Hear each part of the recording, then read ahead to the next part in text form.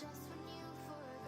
Maybe take the time to stop and cherish what we had instead of missing what we had.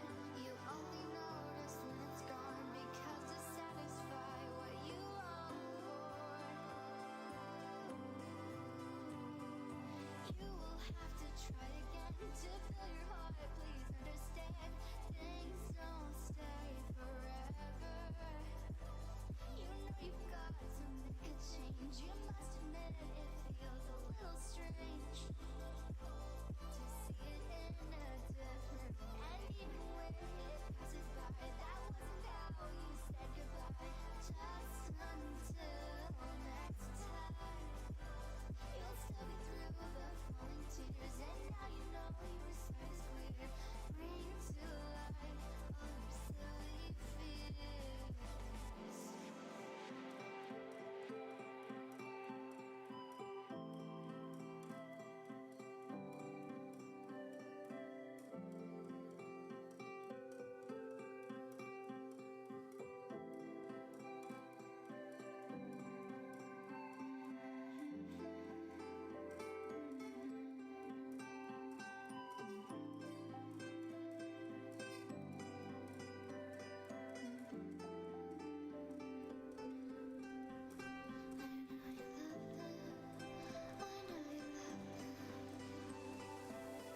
I was thinking that maybe when you get back, you could come with me. Fuck work, fall in love right now and spend all our money. Jump with me. Jump with me. I've been feeling it buzzing in my fingertips. Wanna try you out. Get lost, get far away, and do what we wanna do now. Jump with me. Jump with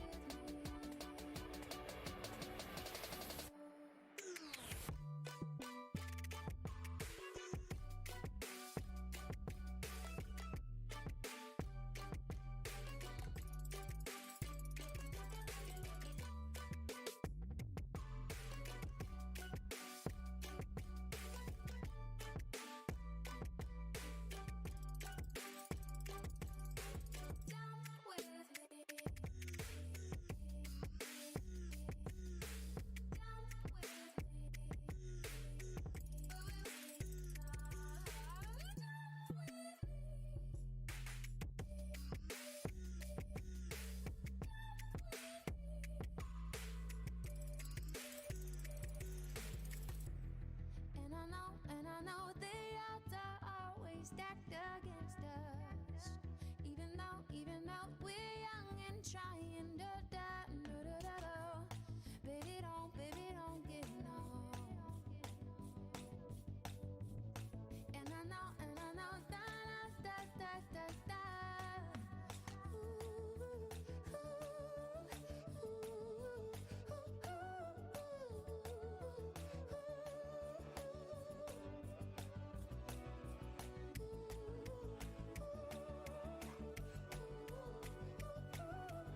Ooh,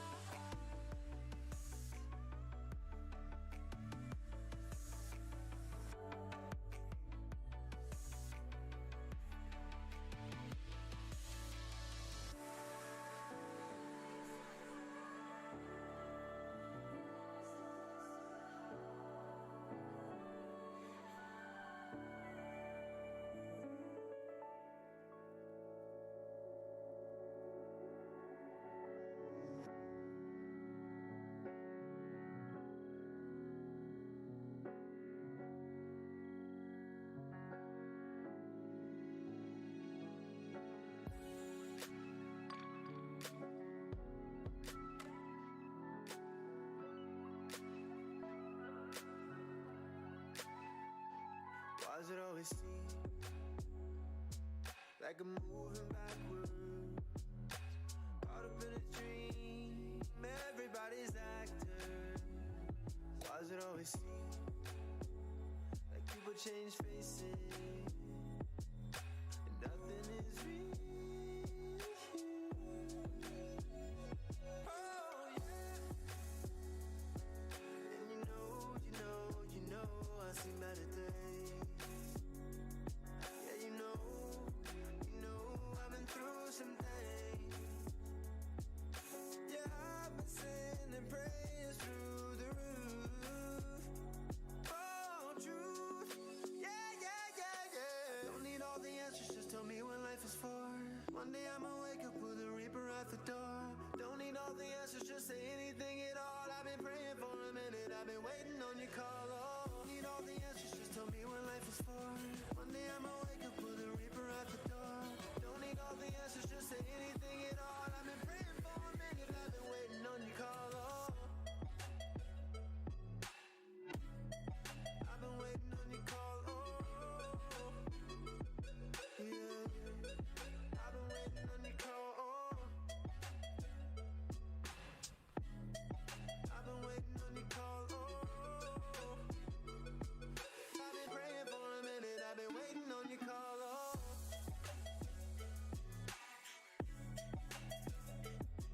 I've been waiting on your call. Oh, yeah.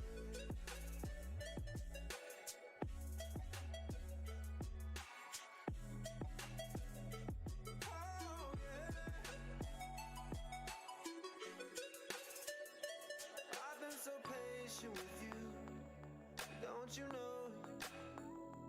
I've been so down with you, and you know it. You never come around, and I show it. Just give me one chance right now, and I won't blow it. I won't blow it. Oh, and you know I see better days. Yeah, you know I've been through some things. Yeah, I've been sending prayers through the roof. Oh, truth. Yeah. Don't need all the answers, just tell me what life is for. One day I'ma wake up with a reaper at the door. Don't need all the answers, just say anything at all. I've been praying for a minute, I've been waiting on your call. Oh, don't need all the answers, just tell me what life is for. One day I'ma wake up with a reaper at the door. Don't need all the answers, just say anything at all. I've been praying for a minute, I've been waiting on your call. Oh, I've been waiting on you. Yeah, I've been waiting on your call. Oh, I've been waiting on your call. Been waiting on your call right now. I wanna hear your voice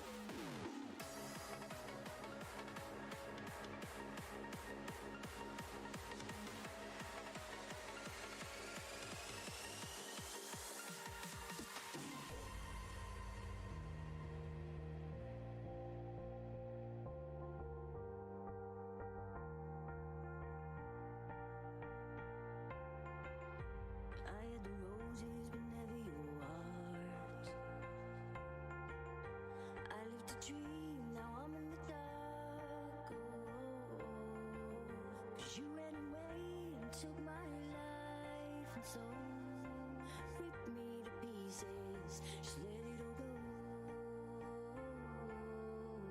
My heart was on fire, but you let me burn. You got me wired, now there's no return. Oh,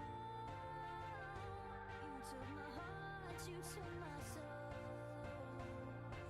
Rip me to pieces, let it all go.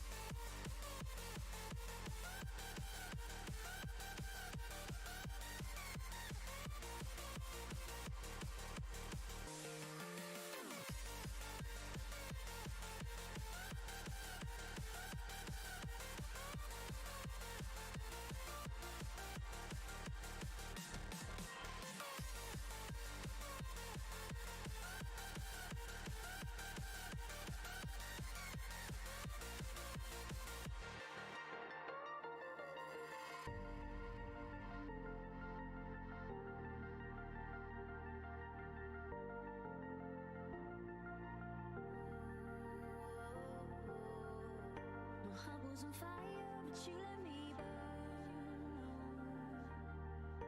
You got me wired, now there's no return. Oh, you took my heart, you took my soul. Rip me to pieces, let it all go.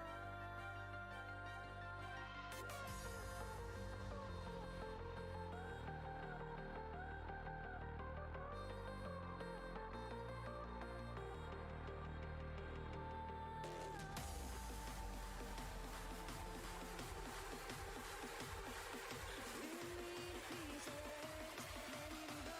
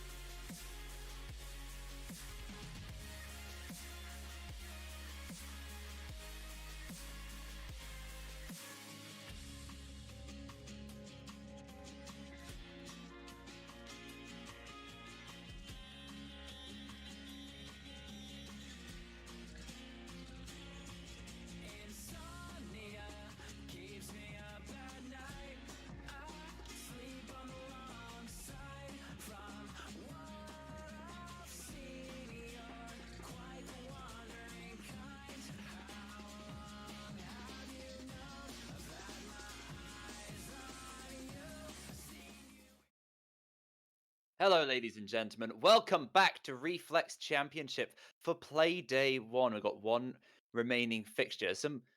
No, two remaining fixtures. Sorry, at the remainder of this Play Day before the other game, which was then unfortunately cancelled. So two games for you today. More fortunately for us today, I am joined by the wonderful Cairo for the first time. Say hello, Cairo. Hey guys, how's it going? Excited to be here. Tell us your life story, Cairo. My life story. Well, how Hmm. can I say? Started beyond the wall as a wildling and slowly made myself to the Rainbow Six Siege world. Excited to see this game against Zeta and Intensity. Heard it's going to be Great. a great match. I love it. That's a fantastic life story. And my life story at the moment has been, especially as of late here at Reflex, Oregon, Oregon, Oregon, Oregon, and a bit of Clubhouse. But today, look at those wonderful map bands to the side, and you will be very, very happy because today we're going to Villa. Villa, well, I mean, it's a very structured map. I'm excited to see what these teams bring. I'm glad that they've actually both banned Oregon and Clubhouse and we see something different today. Yes, a little bit of variety is always fun, but variety is what we've got in absolute bunches. Variety everywhere. First impressions for not just you, Cairo. So hello. We've got a new map. First impression of Villa so far this season, and in terms of the league, these teams, some brand new teams to this league. Obviously, we've seen them during the qualifiers, but how will they fare now that they're in that longer league season format? They've got to get some points on the board, and there's quite a lot to play for. You want to get up to a strong start, don't you, Kyra? Well, that's it. The interesting thing about these two teams is they actually finished on the same points. So it'll Hmm. be interesting to see how these two compete against each other, probably on similar levels in terms of maybe skill wise or mechanical strats, whatever. So it'll be interesting again to see how this map unfolds. I'm not sure I can even remember what Villa looks like at this point. It's been so long. Uh, Even in my own play, it's banned every 2 minutes. So yes, just a little refresher for everyone because we're all back, and I don't think we mentioned it last time at the first couple of matches in the play day. The top four from this division will be going to that playoff series to get that big old title. But that is quite a way away. 10 weeks, 9 weeks away now from happening. So just wait for that. We've got a lot of interesting games in the meantime. I'm interested to see how some of these players perform. If I can get it momentarily. Yeah, we're still waiting for one to get in there. But I've not seen anything from Team Zeta yet because they weren't. I don't believe they were casted during the quals. I don't recall them being, and I was doing all of them, so I'm pretty sure Yeah. they weren't. And if they were, that is a huge insult, uh, which is probably not going to bode well for the rest of Yeah, the tournament. I'm very sure that I didn't. I'm sure you can be forgiven, back. Well, let's hope they put a reminder in your head anyway of Mm, how they play today and make set a marker for the rest of the tournament. Especially with we saw yesterday, or not yesterday, sorry, Monday, the teams that were playing with the likes of the Great Flanks that we were watching and how they played. mhm. Well, intensity a bit slow for a minute to get going. Still waiting for one. Suddenly in my mind, I'm just reminded of the intensity lineup. I'm just having a look now, and I'm thinking Hayden had some big moments. I can't quite recall who it was against because there were so many qualifying matches. But intensity, they looked strong. I mean, well named, quite aptly named. They were quite aggressive, and they got some very good individual players. I'm thinking Pew had his moments, but most of all, I think, would be Envy, who has now just joined, so will be off and running any minute now. Uh, Envy, I'm recalling an Ash in mind, and he can pull out some very, very, very good a couple of doubles here and there that can swing around in a team's favor just when you need it. Yeah, exactly. And I believe that is us coming into the Yes, match it just now. is.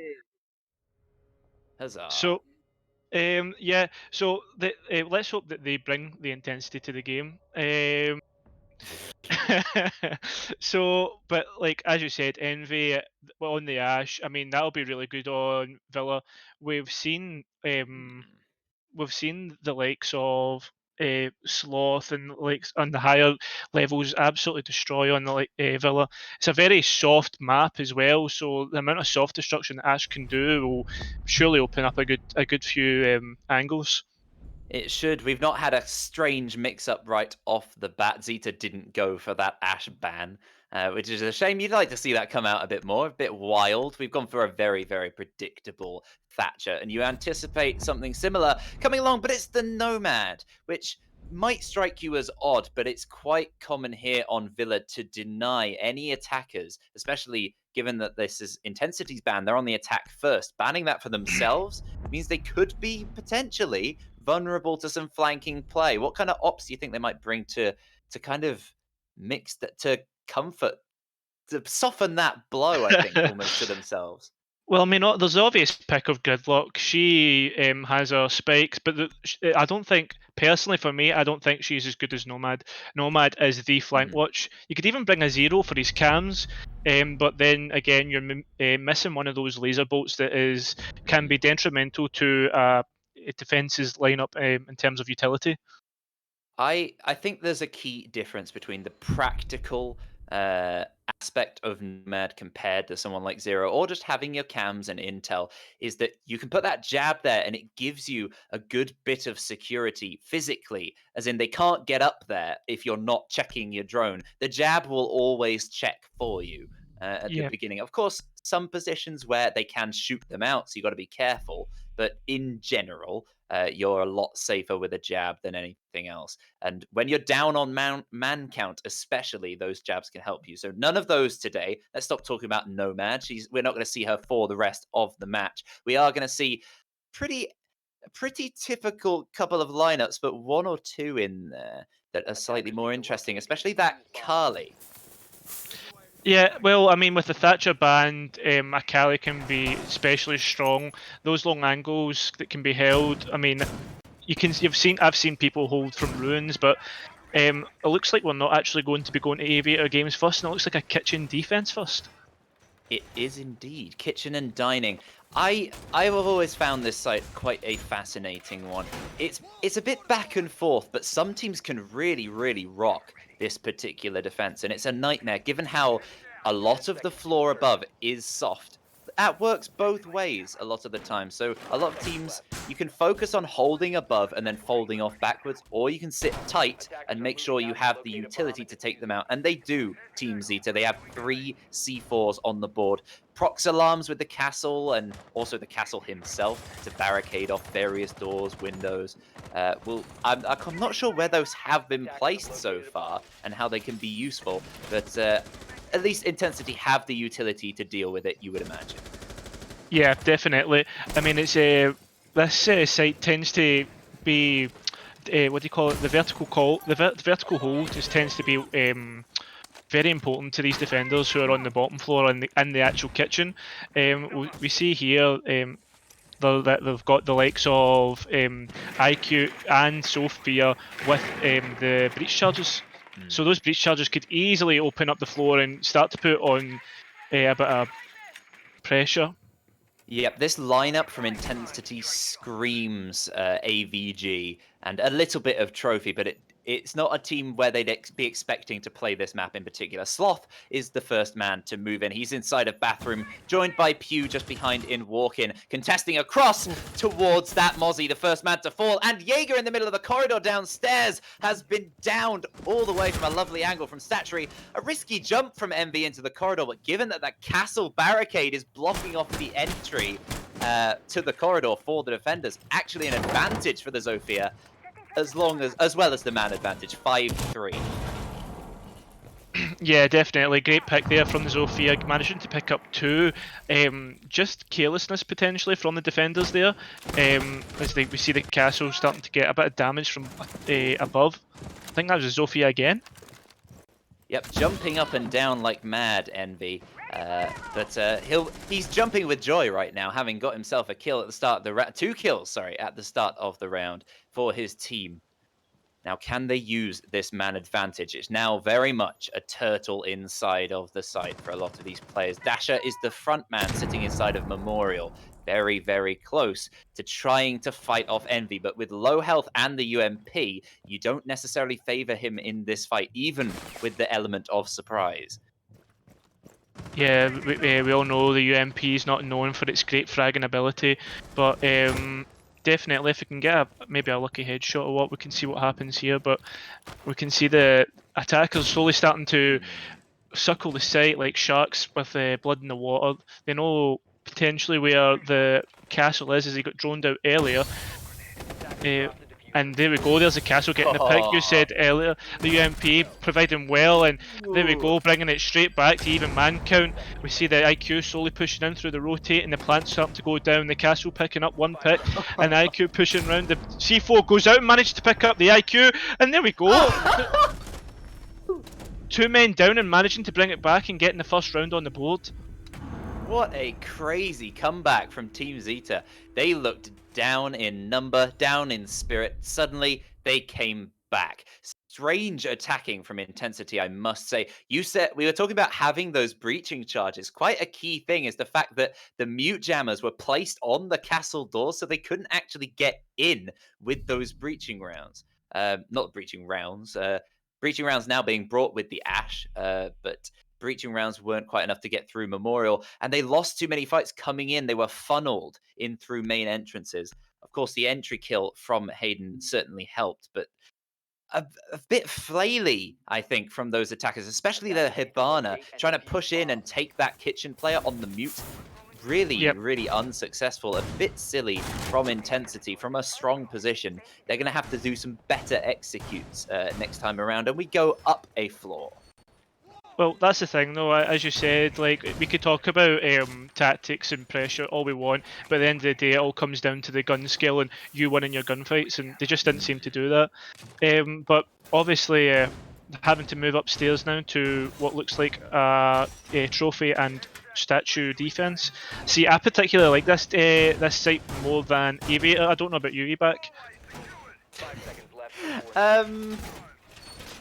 There are elements that I think they are both quite suitable for Clash, so I'm pretty fine either way.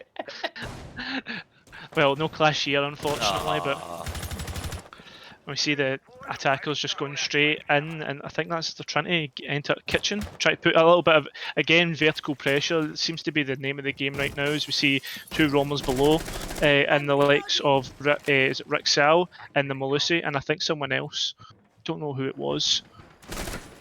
Again, they have 3 C4s, those defenders, barricading a lot of doors all over the place to make sure those entries are at least known. Speaking of entries being known, not at all the Jaeger shut down, but in return, exactly the opposite situation of that. The Zofia of Envy shut down again on entry.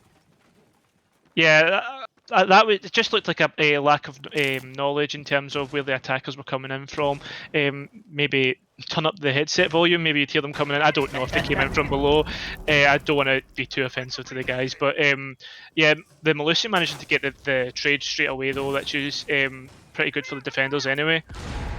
The Jackal ping's going off on the Malusi. It's not going to tell them much other than that she is in the middle of the site. And they don't really have that much presence. Intensity haven't taken much ground control whatsoever, really. Only the single hard breach of Ace. He's managed to get a hole open across 2 statuary, but it's a very exposed single area. He's now opening up some more. He's addressed exactly what I was saying in the meantime. What was that vertical? Was that Sloth shooting up towards the Mozzie from underneath in the corridor? Yeah, I think so. That's what it looks like anyway. I don't know where the other players or the Jackal's just outside walking. So yeah, it must have been the Ash. Oh, and what a pick from the Cali, all the way from master window. I mean, you won't see a better shot than that. But in terms of, it looks like it's going to be a master push with the Ash coming up, maybe Astral Stairs. You would expect something of that ilk. Ash still watching these vertical angles to try and catch off any players. There we go. The Jackal track might push one of these players to move slightly, but they're not moving at the moment. Being taken out is that smoke over by Astro, quite a key kill. And across the way, the mute shot down. Only Melusi standing now, a C4 in hand potentially to deny a move in from one direction. But Intensity spreading all the way across your screen. You can see it's going to be so difficult for Rixel to get a single pick, and he's backed off to landing. 20 seconds to try and hold on. Yep, the Melusi sitting on the statue door as the plants start to go down. We see the Ash confirming on the mute, and no, there we go. The Kelly just finishing it off. Yeah, a pretty effective round from the attackers.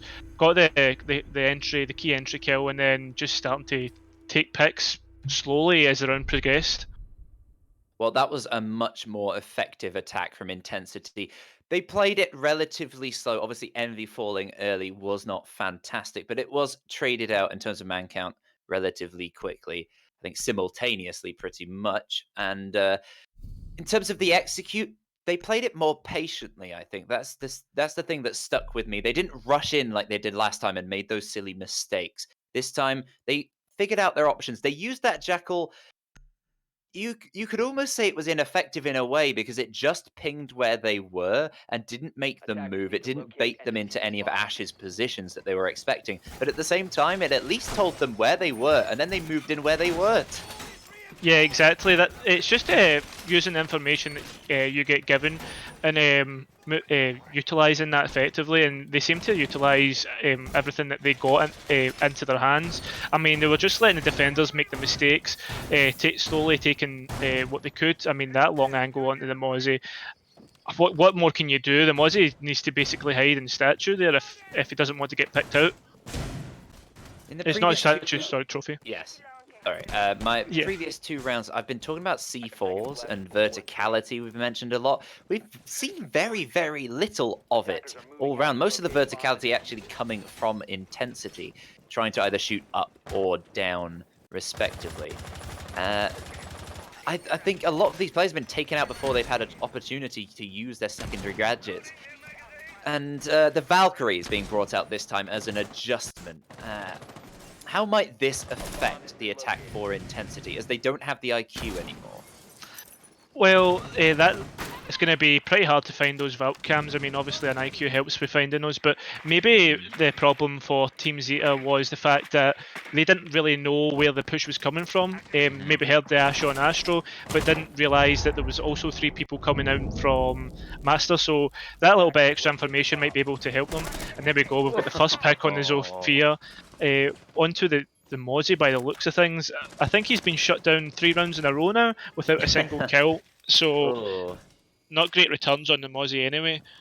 It's unfortunate, but very fortunate for Envy. He's already in landing within the first minute, taking a pick and standing right outside the site. He could be in trouble from red stairs. I'm sure he's watching it. Here comes the Jaeger to contest. No, he's looking the wrong way. He now spins around, but he spun around again. He's just spinning around in circles, and he's sent to the grave alongside Jaeger. Thankfully, Flux there for the refrag to keep the man advantage for Intensity going to the last half of this round. Yeah, keeping that man advantage, especially when it comes to the execute, can be absolutely vital. When you've got all guns trained on your entrances and your exits. I think is that the shield gone? Oh, there's the shield going now, I think. Yeah, the smoke getting pushed out of the Aviator. Vital piece of control there, but the smoke persistent in Aviator, and he's getting pinged out here, and the Ash just taking him out.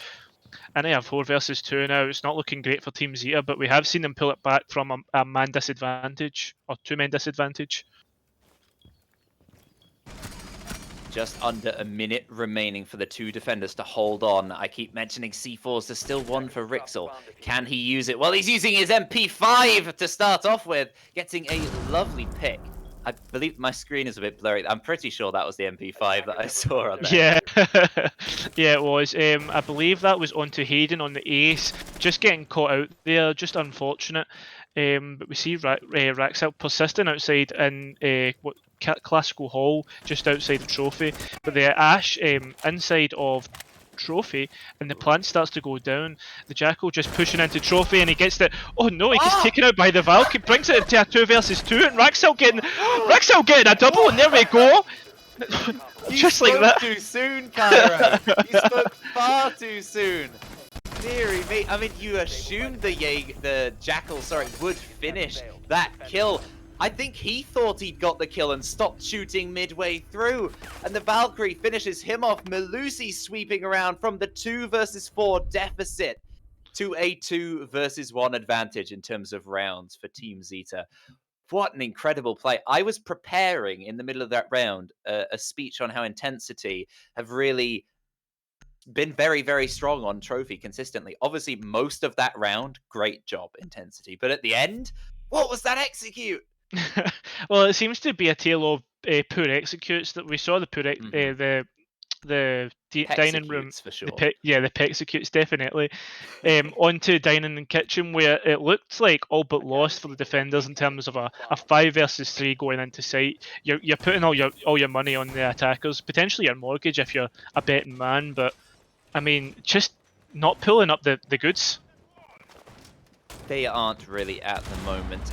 But Team Zeta, instead of after completing that site and going to Aviator, maybe even Living Room, no, they've gone straight back to the site that they first.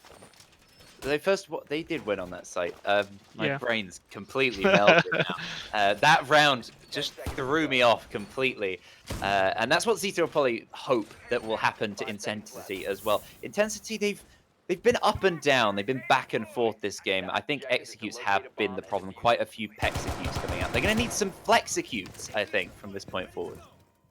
Yeah, it's really interesting that Team Zeta chose to go back to kitchen instead of maybe trying an aviator push, especially with the fact that we haven't seen it yet, and maybe they're expecting this kind of thing to happen, and that they're actually everything's going to plan. But from a spectator point of view, fairly interesting. But Yeah. going for the vertical push again with a 3-man roam, quite interesting.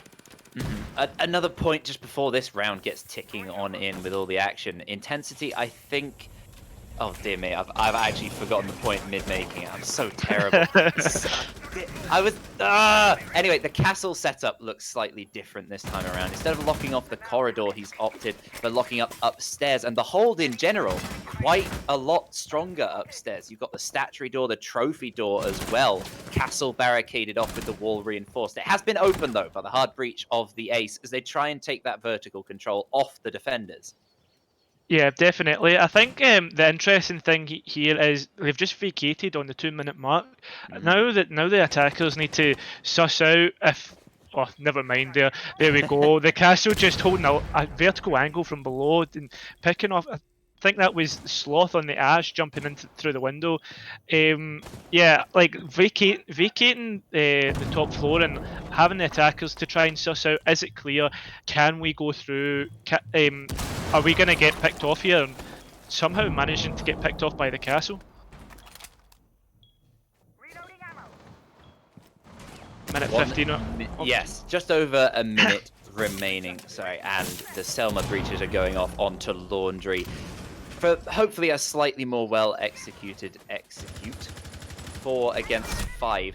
They've been 2 kills coming out for the attackers. It turns out interrupting me, but they're perfectly welcome to. They get that man advantage straight back. I was about to say, they've had strong man advantages in previous rounds. They're building on it now, 4 versus 2, but they've never managed to take it from this position to a win so far. They were in this position last time, 4 versus 2, and completely failed. They have so many angles open. They just need to find where these players are and try and do a sensible execute. They have the diffuser ready, close by the site to do that.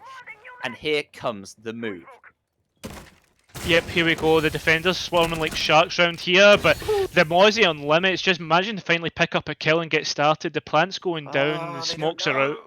But we've got the IQ above, just holding angles onto rotates, making sure that no one can come back into sight. We see the Mozzie swinging round and just getting taken out by the Cali behind him. He had no clue, he had no idea, and the Legion on Raxel's just got it all to do now. I think personally he needs to go upstairs and get this vertical pressure off, and else it's a tough task, and that's exactly what he is going to do. He's slowly moving in. He doesn't really, I don't think he's got much information in terms of where the IQ is. Is he Well, just he only holding has it a down here? few seconds left to defuse anyway. With 3 live players, there's no chance he's getting it off. No, he is backing off, saving that KD, and it will be another round in the hand. Well, in the hand of Intensity. So another back and forth. One Yeah. win each on both sites attempted so far for both teams. And I was going to say the man advantage, that's the one thing that they've had. They Yeah. get off to good starts, Intensity. They start very Mhm. aggressively. They manage to get those early picks. And then they struggle right near the end. But that was a lot better. I think more of a misplay, though, from Zeta, as the Legion and Mozzie's positioning was good for watching entries. You can see the Mozzie did get that kill. Legion was watching towards Kitchen. They completely ignored Laundry, which was where the 2 men, Ace and Carly, moved in to plant. That's mind-boggling to me. Yeah, I think it was really interesting to know the fact that Mozzie was was in art, I think it was, and the laundry's almost beside it. I don't know how he didn't hear the plant going off, or maybe he was waiting. I don't know how many C4s were left on the board towards the end of that round. I didn't get a chance to check, but even some sort of denial or trying to get something from that C4. That, I mean, a 2 versus 2 is so much more winnable than what a 3 versus 2 is when that plant goes down. Yeah, I think at the end there they just kind of took a what is known as a tactical timeout, where the Legion never bothered pushing in. I think that's quite a smart move, especially with how the rounds have been going. They've been almost picked apart to the point of to that execution, and the execution just falling apart for Intensity. Yeah, we've had quite a focus on Intensity's attacking so far, but for Zeta's defending, that quite on the exact opposite side, they have lost the entry frags quite a few times, and it's not looking fantastic for them at the beginning of rounds. AVG is so strong if you keep your men alive, especially somebody out on the roam. And keep in mind, no Nomad here. So if we've got a take coming across from the north side, it's going to be very difficult to stop, especially that cheeky Malusi highlighted on your screen, from sneaking up behind you and taking you out. Yeah, just quite interesting seeing that it's been almost the same lineup every single time on the attack from Intensity. I think the only difference has been an IQ instead switching out for a Jackal. Quite interesting to see how this comes out on the attack. I think that tells us that the IQ in the first round was purely in anticipation of this site. So good play from Zeta to throw their opposition off. But Limits, again, has been taken out right near the beginning of the round. No use of that C4 for him. He probably had his pests down, but that's not too great in terms of utility for Zeta. No, it's not good in terms of information either, because that's any drones that he has captured can no longer be positioned into terms of into positions of power, and when the attackers are starting to move in.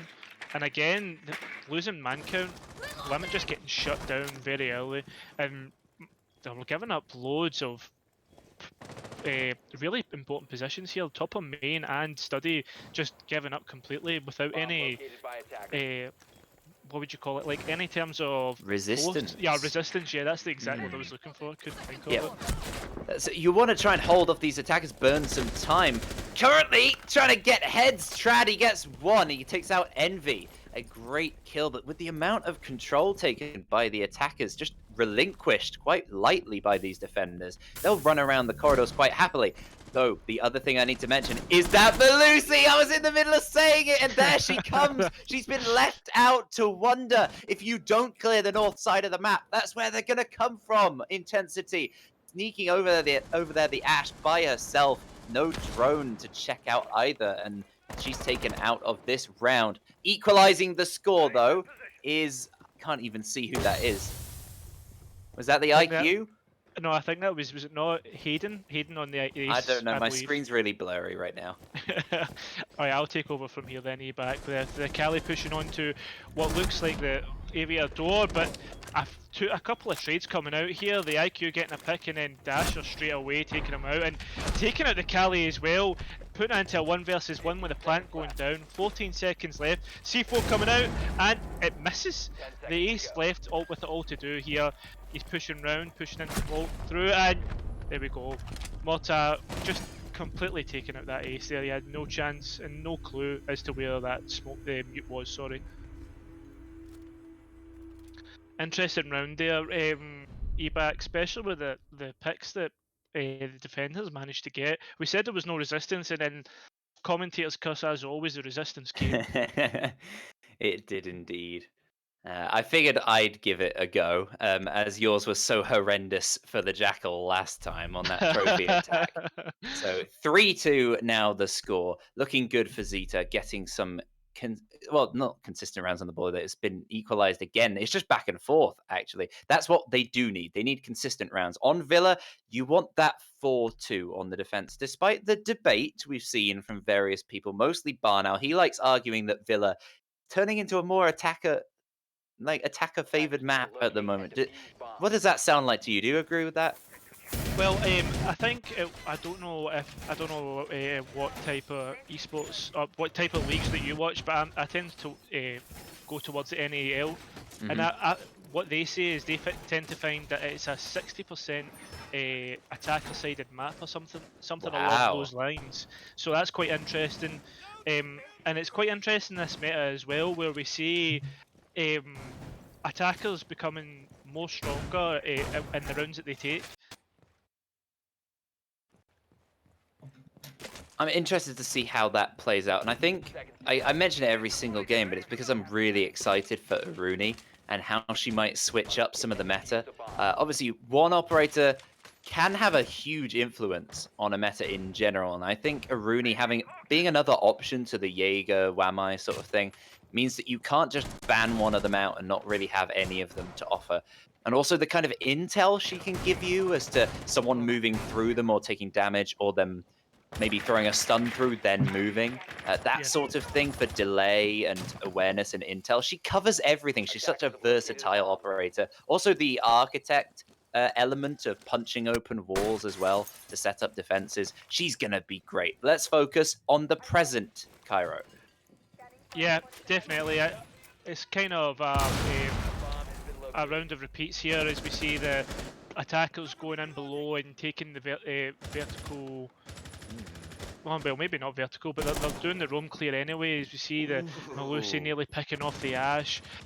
Poor roam clear, maybe, would you say, back in terms of not knowing where the defenders are actually hiding?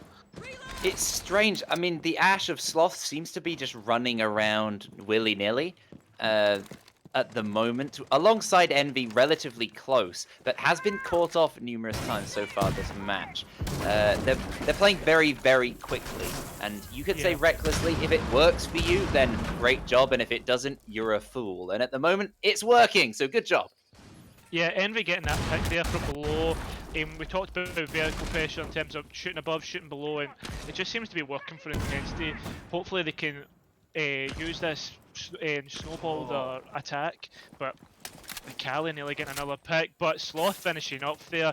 Limits again the same holes that was opened up earlier that they lost the smoke from. Fairly important piece of utility there, and there goes the Valk. It just seems to not be happening here for Team Zeta. And again, oh my god, putting into a 5 versus 1. Shrad's got it all to do with 50 seconds to go. Picking up the ace and the Cali, wow, bringing it into a 1 versus 3. Coming 45 seconds in, surely they know where the Jaeger is now.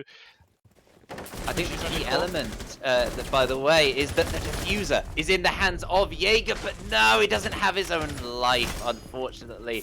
Finishing off the round, Intensity, they claim that. It was a great start from them, but sorry, I've completely lost. Sorry. Take it away, Kyra. Sorry, I've disconnected. Yeah, no problem. Yeah. That was really interesting, but the fact that the Eagle was able to get those 2 picks, it was nearly a flawless round. I'm sure they'll be happy to take that round, but fairly unhappy to lose that. I mean, we see here we've got Raxel, who's just been absolutely massive for his team, an 83% cost on his team. I mean, you're not going to get much better than that, are you? No, not at all. I can see again. I can see some glorious stats on the screen. Apparently, that might be Royal in pronunciation, I've heard, which is kind of annoying.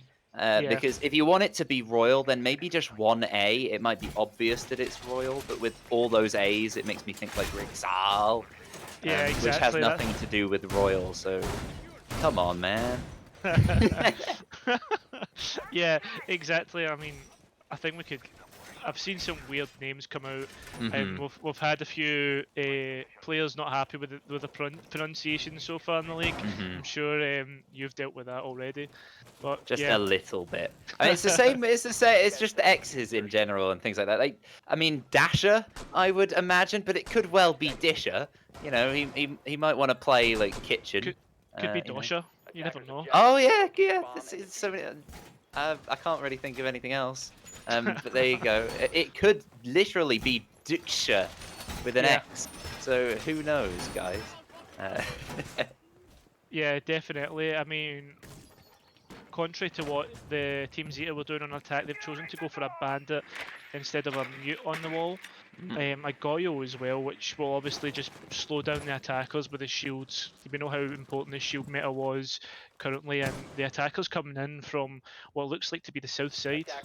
Again, Trad and Envy move. Oh, not Envy. Actually, sorry, it's the opposite team. They've switched it up. I'm just seeing an Ash and Sophia moving in without droning, and that reminds me so much of Sloth and Envy in these previous rounds. Those vertical angles, usually brought by the Ash throughout Team Zeta's defenses, cost them a lot in some of these positions. Like the Bandit sitting inside of Statue, if he's tricking in and around the area, could be under some vertical pressure, but at the moment, they've just taken landing instead, the soft breaches.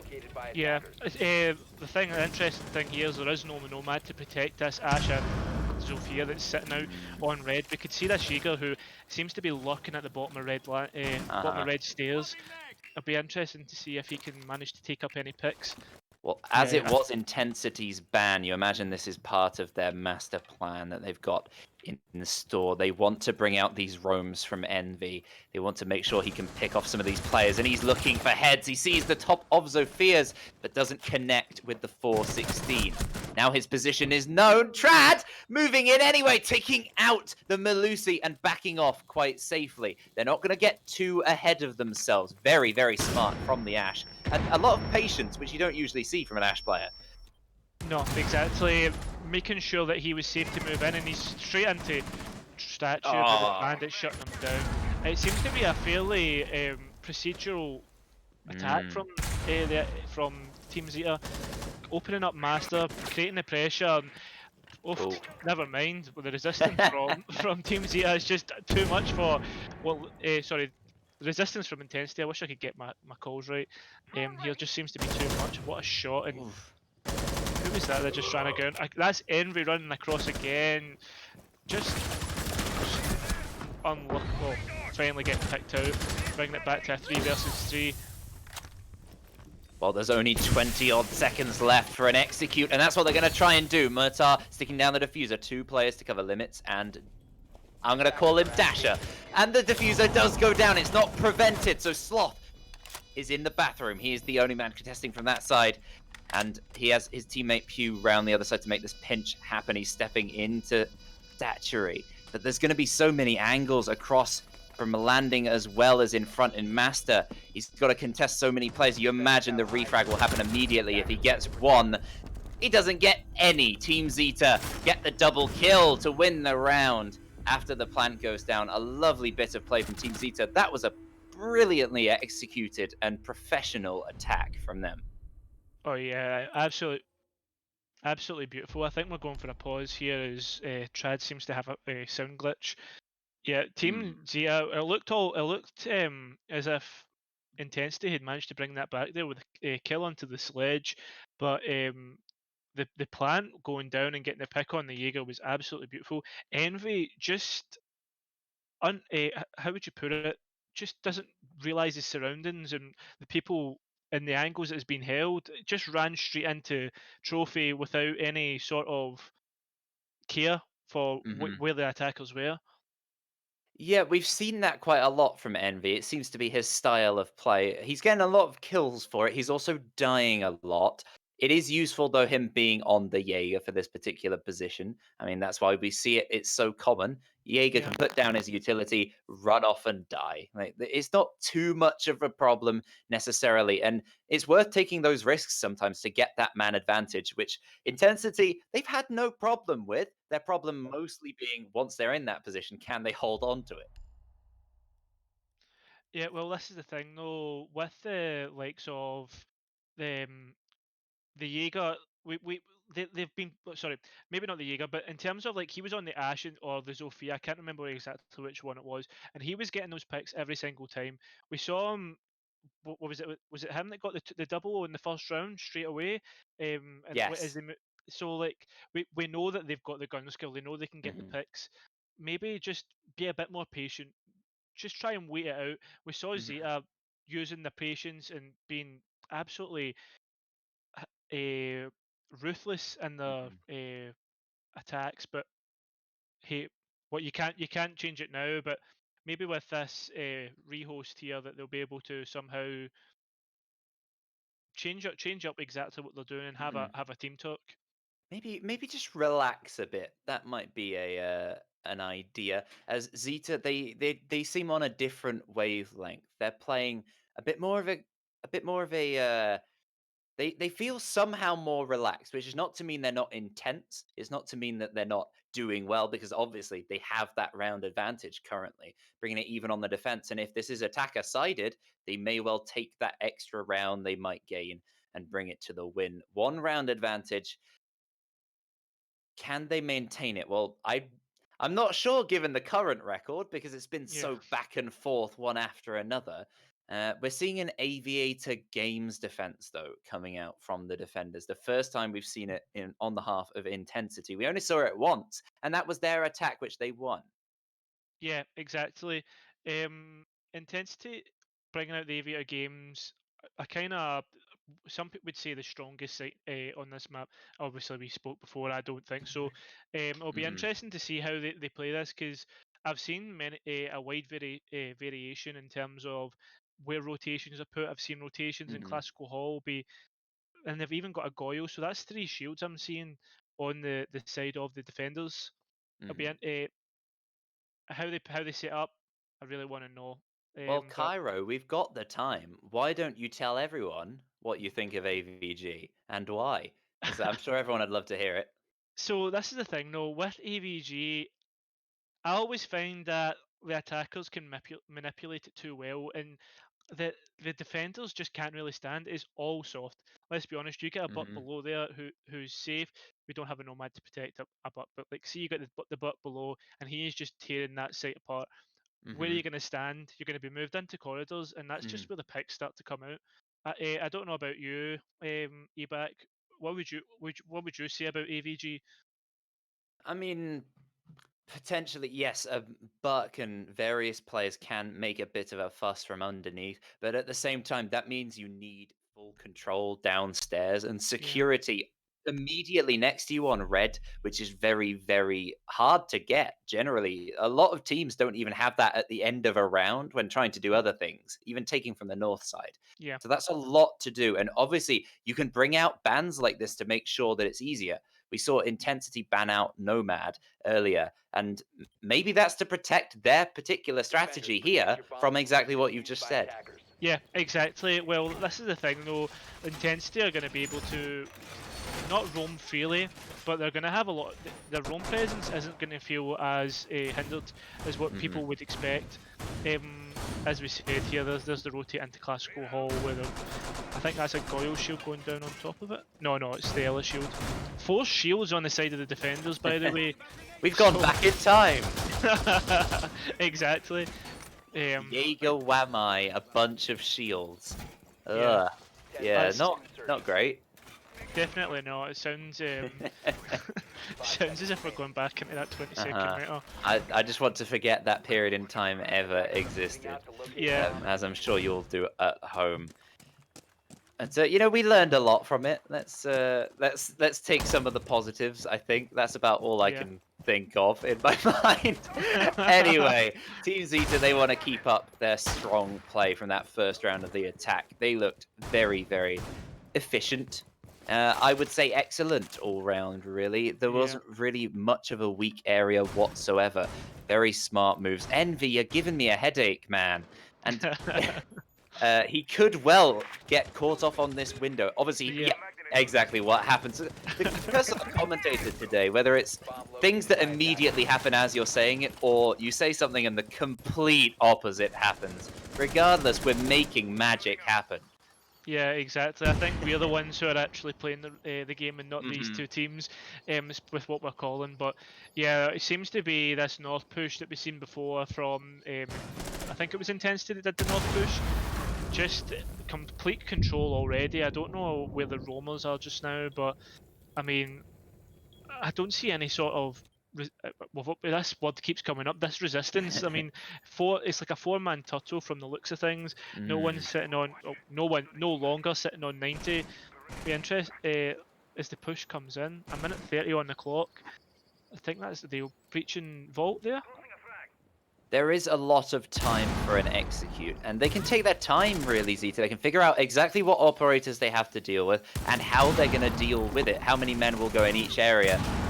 And yes, those impacts, just not enough to Yeah. deny Hibana a key battle won by the attackers. And another one, Trad, getting the better of one of those defenders, struck back by Pew, taken out straight away. Trad, he's not staying in there. The Hibana with the diffuser, currently by the default plant spot behind that vault door, exposed to Sloth if he pre-fires round, but the Hibana is ready. Oh no, Hibana's teammate though behind, not ready for Sloth, and he sneaks away very, very quickly like a sloth. Yeah, the plant going down here is the post plant sit places have been thinking about taking up, but then Wamai managing to get the pick and managed to pick up Havana. Put into a 1 versus 3 here, got it all to do. Taking a vertical hole, a vertical placement here. That's a great place to be holding this diffuser. 3 people having to move down and take out the Zofia, but oh my god, what a shot from the smoke. Lovely play from Flux to finish off the round. A simple defuse for Pew. I was going to say, Pew missing some key shots on the Hibana there, but the smoke canister from Flux really doing the dirty work, taking her out. And he finished off the round as well, the smoke there. So the very deep sit with very little presence, no resistance, as you say. It worked out for them just about in the end because you can afford to do that on AVG. It's such a good Yeah. site to hold in those tense moments. Yeah, exactly. The turtle came out big. They gave all that. They obviously was in the game plan It's to like a just give them. tortoise. Yeah, just give them that whole north side. No one. They came across no roamers. Just waiting for them to come against a barrage of defenders here. That Wamai managing to come out big, getting that pick onto the Ash. That could have been an absolute collapse there.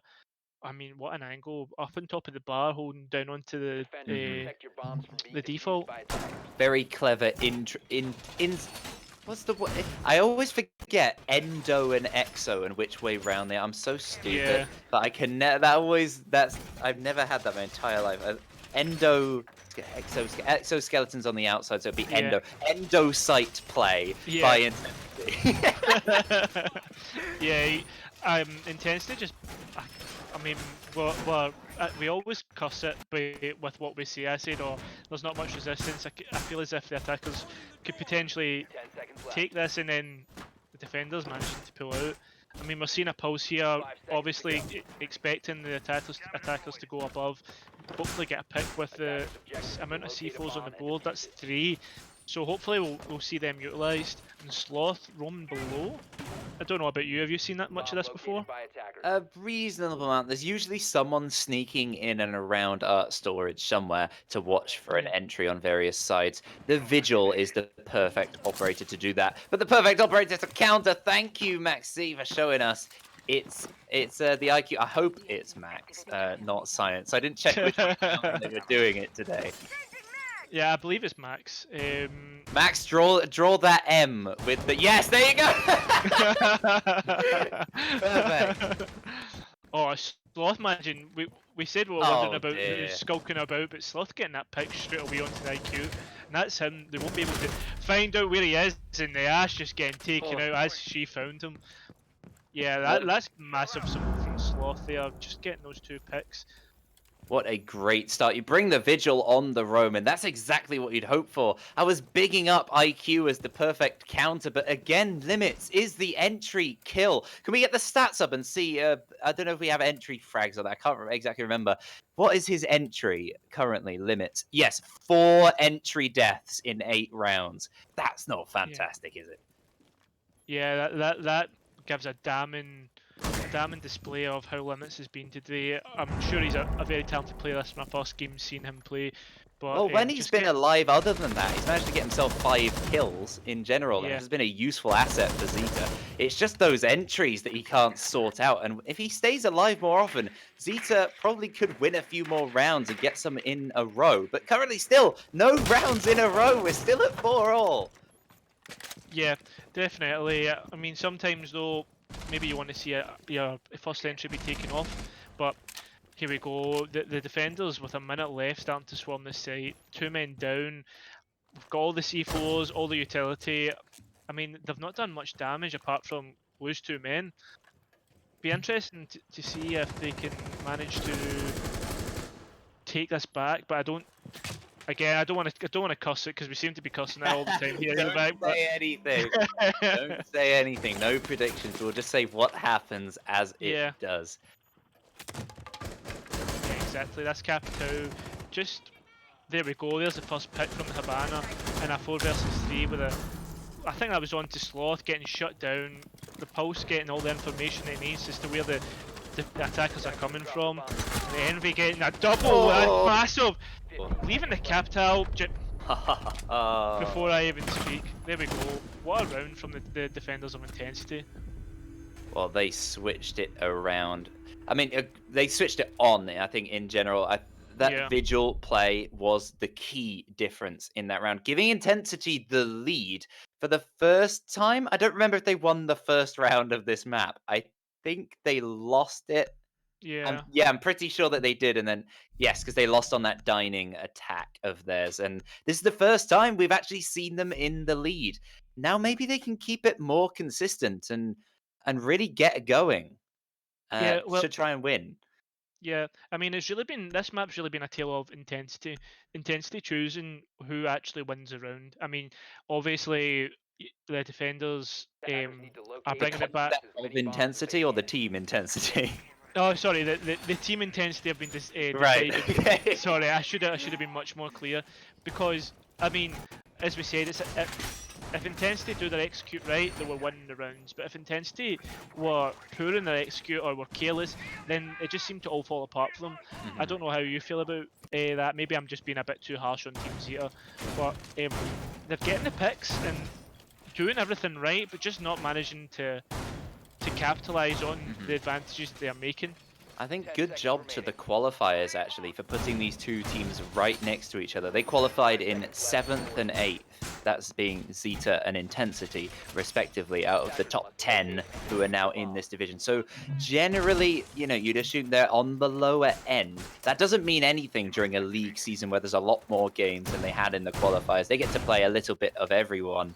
So a lot of time for these teams to prove. But at the moment, they're proving that quals are quite accurate in predicting how even they are.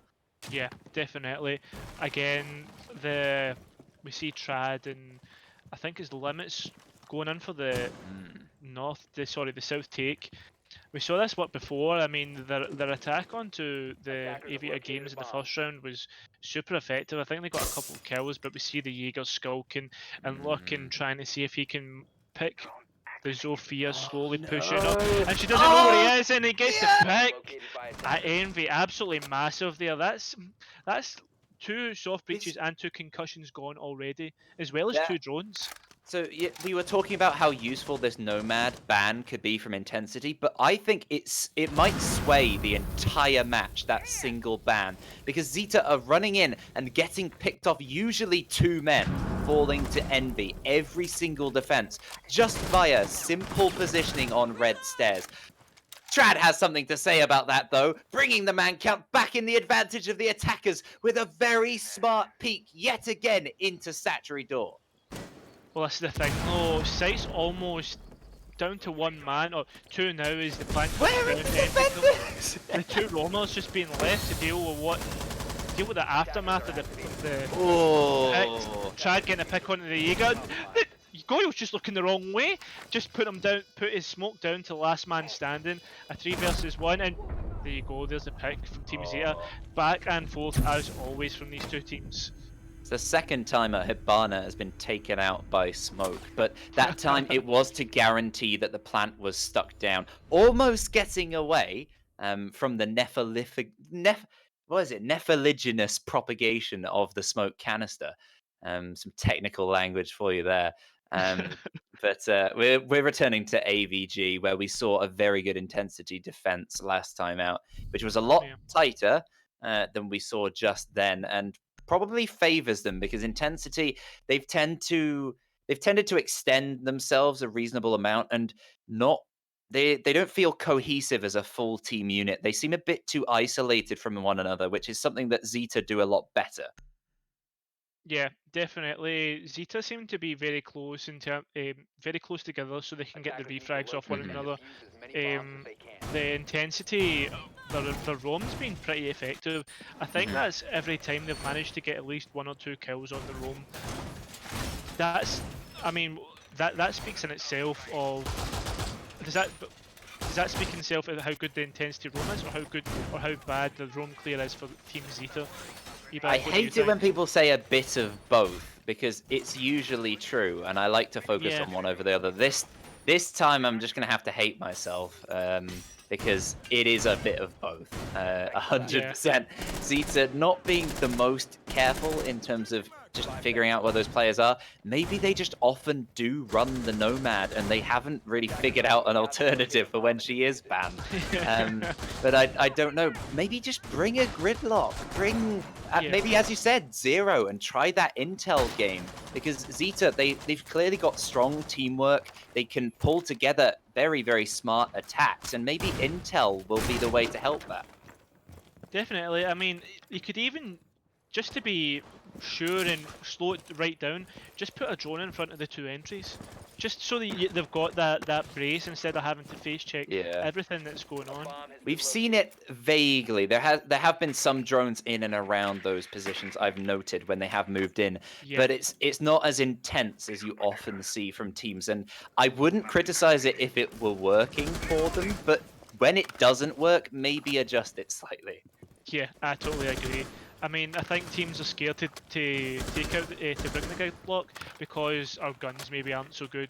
But I mean, the utility there is probably some of the most useful on attack that we can see for flank watching. So Limits versus Envy. Last time, Envy, the only player outside of the site, was taken out from this window, sitting in the very tip, the nipple of 90, as I like to call it. But this time he's still alive with half of the round gone, and he's going to be a bit of a nuisance. I think his job here is probably to take as many players with him as possible. Yeah, the Ash pushing into the site and just getting absolutely eliminated there. No, I don't know if she had the information as to where to Yeah, I mean, Crouch walked in by herself with no support. I don't understand what that plan is from Trad, who previously had been so smart at poking his head round corners. Speaking of poking your head round corners, the Hibana joins in and also dies. Yeah, that's just a poor gun. Well, not poor gunman skill. That's just better gunman skill from the Jaeger. Sorry, pushing around the corner, peeking, and then just pulling back and taking the gunfight in his favour.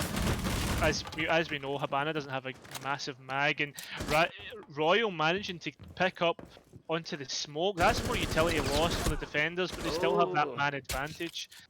As we see, 40 seconds in, a somewhat execute starting to come in. The Capital try to peek around the corner and pick out Pew that is holding this long angle and getting absolutely taken out. The Goyo getting the refrag though pretty early, and what looks to be that Royal pushing into sight. Did he even know he's there? Yep, he's in default plant spot. He could have some support from Limits, especially as the breach currently, I believe, not open across the way. I'm not sure if that wall is open into the bar. Sloth gets the kill onto Limits, though. No support. no planting player either. Intensity pouts on those attackers with a few seconds remaining, not giving them the chance to be the aggressors. Very smart from Intensity, taking another very convincing defense. And they take it to Yeah. round 12 with match point advantage. All they need is a consecutive round and the game will be theirs. I have the strangest feeling, though, this is headed to overtime. Yeah, I think overtime is only fair on both of these teams. I mean, they've been both just back and forth, just taking. How would I put it? Like, it's been the success of taking advantages. How to How successful you are of taking those advantages that's been given to you. Like, whether it's been picks, whether it's been control. I mean, there we saw they had the full North control, but couldn't uh, convert that into a win. The defenders just taking the picks that they wanted. This match has been like watching Chucklevision. It's to me, to me, to you every single round. And also, it's kind of funny sometimes. Yeah, exactly. I mean, I feel as if I'm being too negative on both teams. They both have been putting up a great spectacle in terms of it coming down to the last 20 seconds majority of the time, and it's not as if there hasn't been any action and it's just 20-second meta. It's a matter of when it just comes what it comes down to. I mean, how many have we saw many clutches? We saw the two versus four, but I'm trying to remember if there's any more. Not a little bit short on individual moments of magic this game. Yeah. It's just two pretty even teams battling it out over and over with very little fluctuation, but that it makes it ever more interesting when it comes to rounds like this, where we are one round away from potentially having a full win rather than a draw. And Trad is gonna get jumped out on. We've seen very little in terms of aggressive peaks from defenders this game, and perfectly saved for the final round. The defenders of Intensity getting an advantage. Yeah, definitely. Well, I don't know if that was if that was just not checking or whatnot, but I mean they've saved Who the. checks that? Yeah, you've got a point there to be fair. But they've been very like reserved in terms of what the roam's been like, but just keeping that spawn peak perfectly, and they've found out where the pulse is. Just taking only be able to take a smidgen of his health away. Again, we see the IQ interacting with multiple defenders this time around. She's watching the pulse scan there and trying to take him out from above. Pew in a very dangerous position. It's a smart operator pick from Limit. Also, probably, I don't know if it's to his knowledge yet, he might also see the Vigil of Sloth at some point later. But Royal won't see anything anymore. His life ended by a C4 from underneath. Yeah, leaving it all to do now for the attackers in a 3 versus 5, and Envy still sitting in trophy. I don't know if there's any information on that. The drone's coming out now. I mean, Dasher's. I think Dasher knows. Is Dasher going to push in here? But no, I think he's just sitting outside. Yeah, I mean that pulse just coming out big and absolutely massive for the defenders there. And here we see Envy just starting to. What a flick! And nearly taking out the IQ as well. Oh my god. A brilliant play from the Jaeger. He's got two already, and he wants more. Oh, Sloth joining in. He gets one, and he gets the second, finishing the job onto Limix, finishing a flawless round. And not only that, but match point gets them the win. Brilliant, brilliant play. We saw so many consistent rounds, and then Intensity, they finally get it exactly when they needed to, at the death, to win the game. I didn't think we'd be seeing that at all. I thought we were in for overtime. Yeah, I mean, what a game that was to kick us off today. I mean, we before the casting had kicked off, me and you both said that the game to watch was match 3. Unfortunately, we're not going to be able to see that, but I think the match of the day has to go to Zeta and Intensity before we even move into the next one, or a potential candidate for the match of the day, because they were just going at it all game, an absolute barn burner for the first match. Oh, you're turning into two doors there. I don't like that. It's I mean, we'll see. Chikara Academy and Endangered will be trying to prove you wrong there, Cairo, and Definitely. that's pretty. I mean, it's been the tale of the day. We say something and we're proven very, very wrong. So maybe that will Yeah. continue. Um, and remind me who you are alongside, because I won't be here for this I next one. think it's Gura that's coming to join me. I think it's Yes. also his debut for today, if I remember Oh. right. So yeah, looking forward to that. So yeah, new boys all around, and a fantastic start to the second half of this playday. The final match of the first round of fixtures will be, I just said who they were, Chikara and Endangered Esports.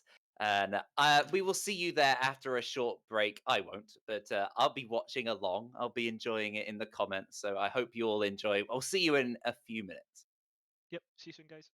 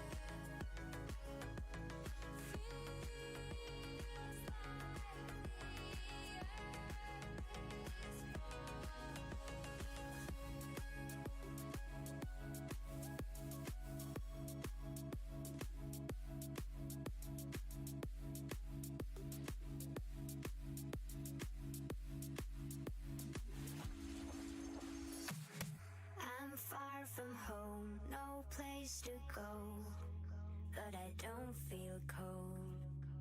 I've been so blind, just lost my mind. But all I have lost, I find your face reminds me of these games. The memories don't erase. I'll never be the same anymore. I'm on the highest top with no control. And you down. I open my eyes, do you remember me? I carried on through all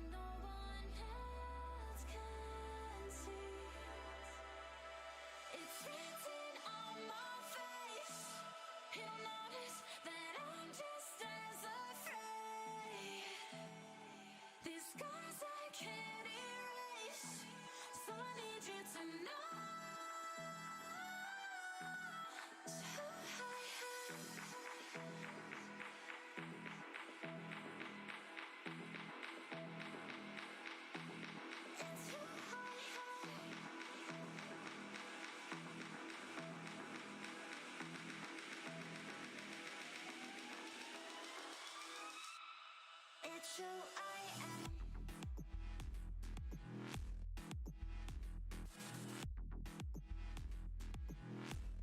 It's who I am.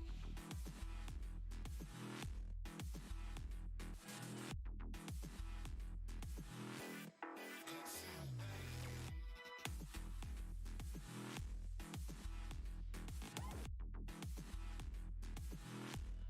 It's who I am.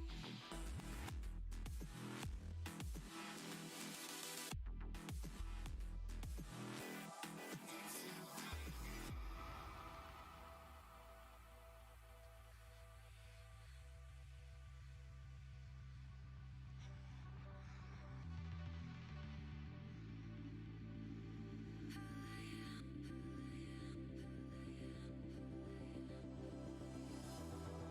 One billion reasons in the stars.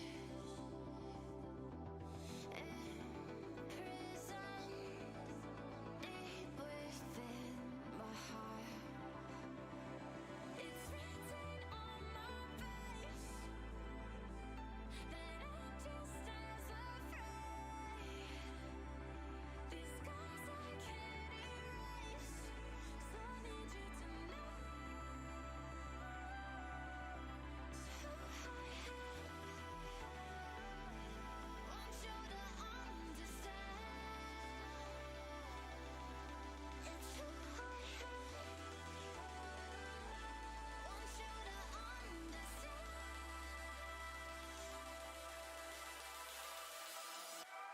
It's who I am.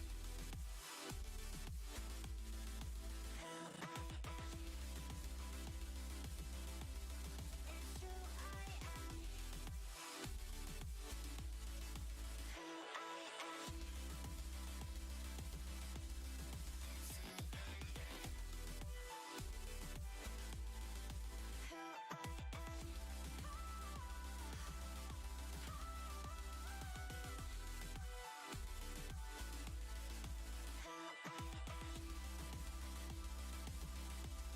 It's who I am. Who I am.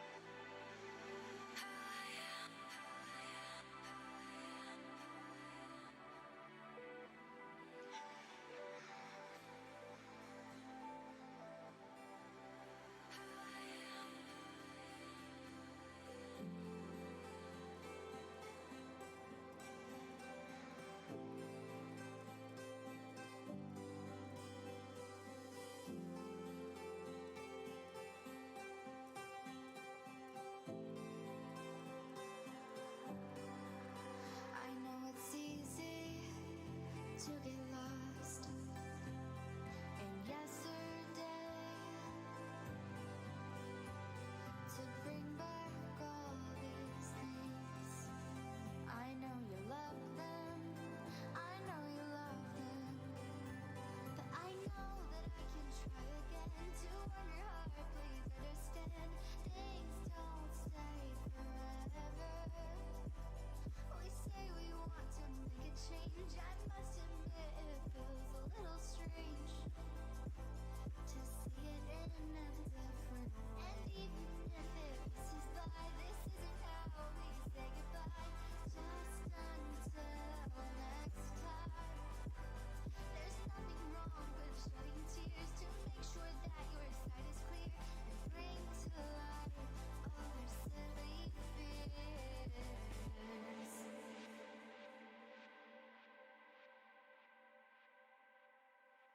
It's terrific. I'm so proud of you.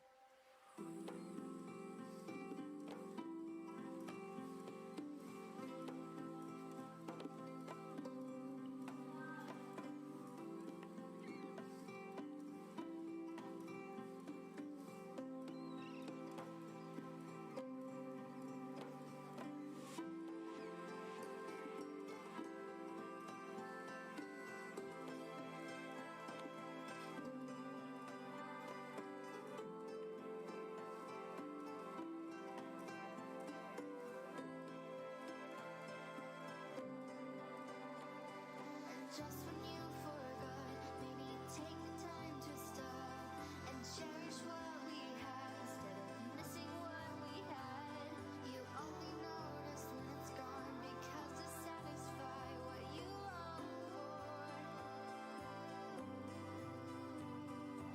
you will have to try again to fill your heart. Please understand, things don't stay forever. You know you've got to make a change. You must admit it feels a little strange to see it in a different way. And even when it passes by, that wasn't how you said goodbye. Just until next time, you'll still be through the falling tears. And now you know your side is clear. Bring to light all your silly fears.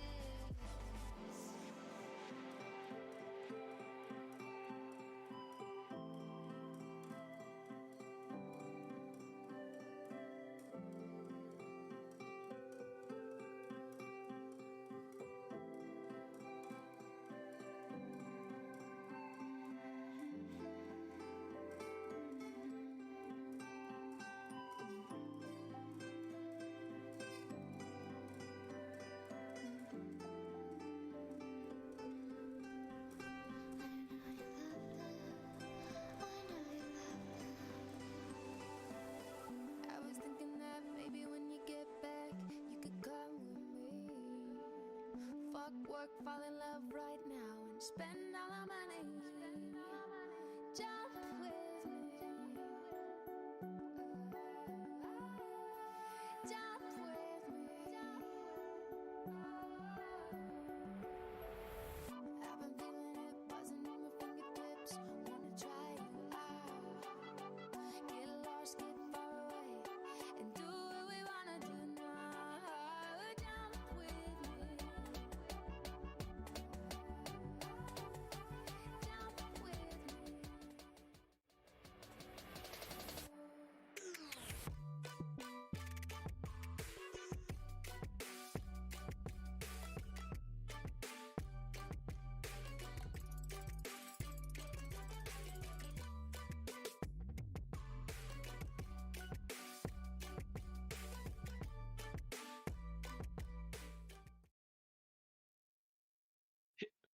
Hey guys, how's it going? Welcome back to Reflex Champions, where we have a grudge match. It's between Endangered and Chikara Academy, formerly known as Rebel Nation.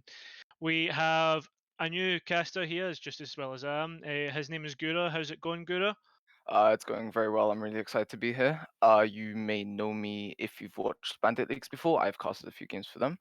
Outside of that, not much. And I'm really excited to be here on my debut cast for the league. Nice. Well, I don't know if you know Gura, but these two actually played each other in the quals. And it was quite a big match, you could say, because Rebel Nation or Chikara Academy managed to come back from a 4-2 split with 4 men and win 8-6. It's pretty impressive. I'm excited to see if they can give us something similar today. Yeah, exactly. Well, they had 3 people go. This is Chikara Academy. They had 3 people go double figures. They had Valiant and GCX on 16 kills and Rectify on 10. I mean, those are massive numbers, especially with only 4 men. Definitely, I think Frags definitely played a big part in that game, and I won't be surprised if we see a few cheeky picks this game. Yeah, exactly. I mean, Chikara with a new org here, they're going to be representing themselves or represent this new org that they've been picked up by recently. Mhm. They're obviously going to have to obviously prove, or not prove, but show why they've been picked up. Yeah, definitely.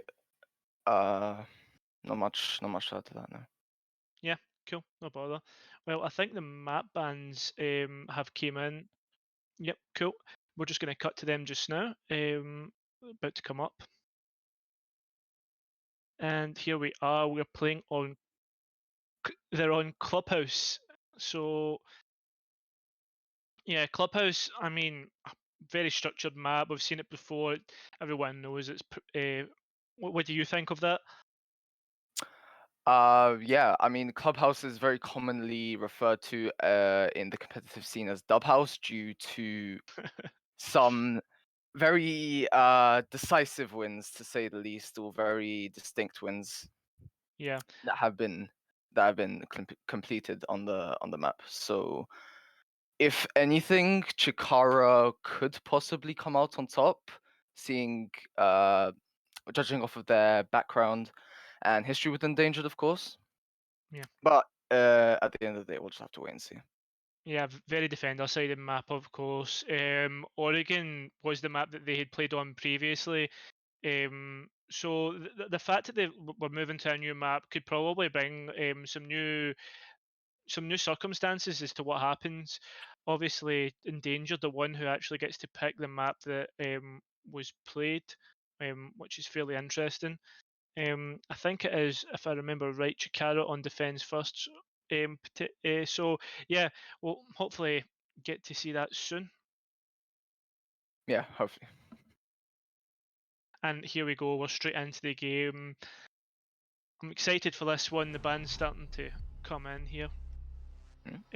Yeah. So I mean, a grudge match. Endangered obviously wanting to get revenge on the fact that they were.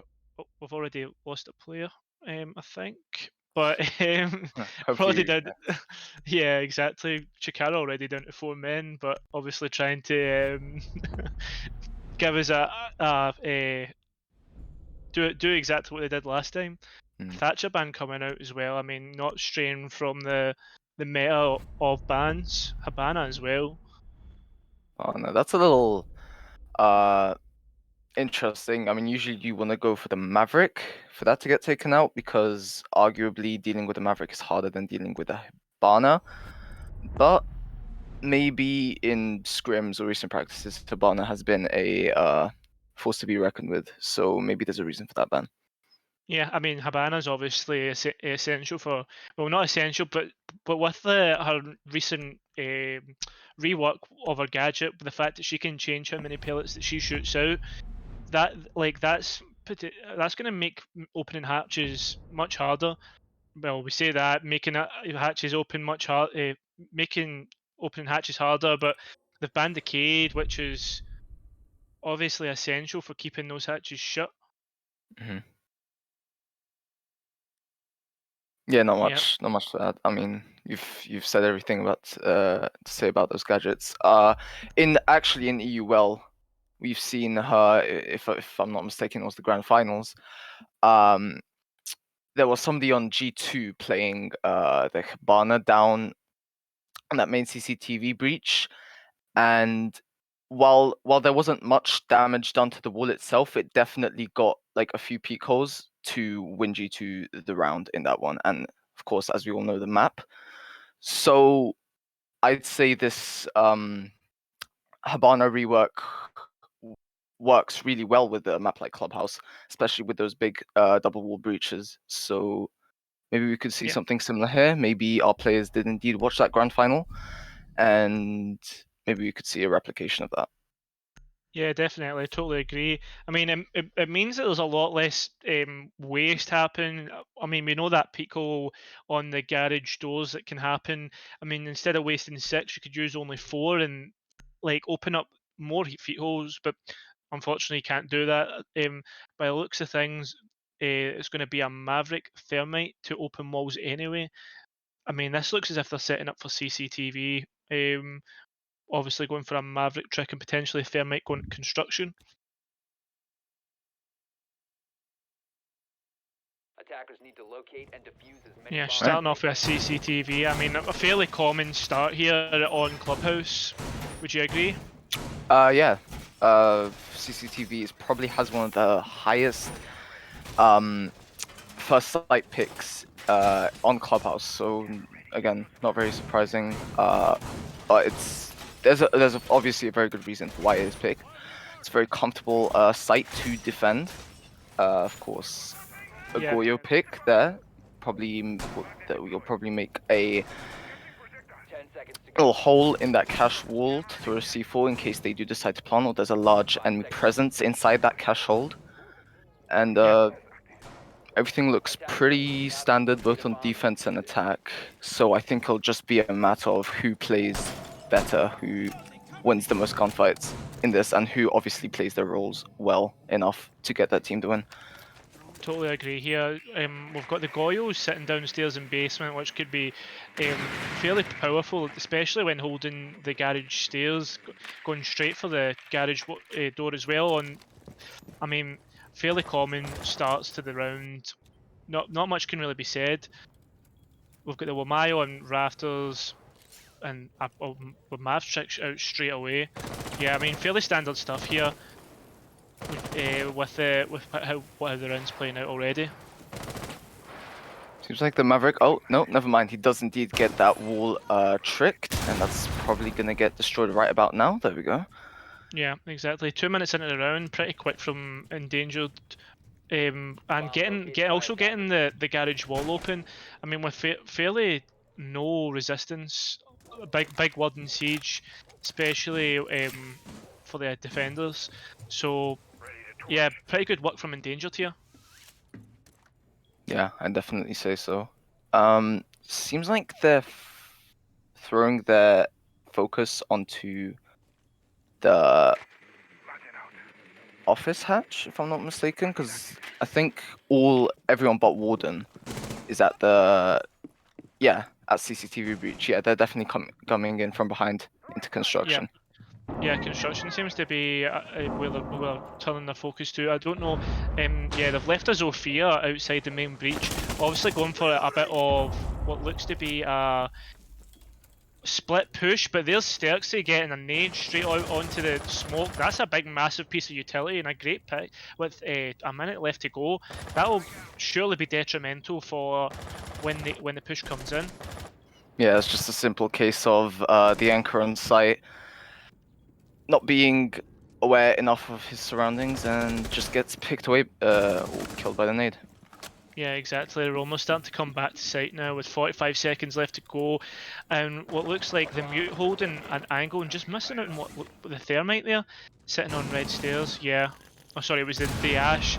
All members of Endangered now on the construction side of things. Sorry, all 4 members, and then with a Zofia left on main breach, just holding an angle here. And you're getting a pick onto the mute. 20 seconds left to go, and there we go. The pick's starting to come in for Endangered.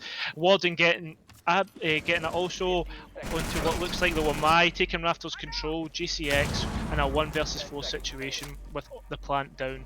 Yeah, I mean, here we go. Yeah, plant's finally down.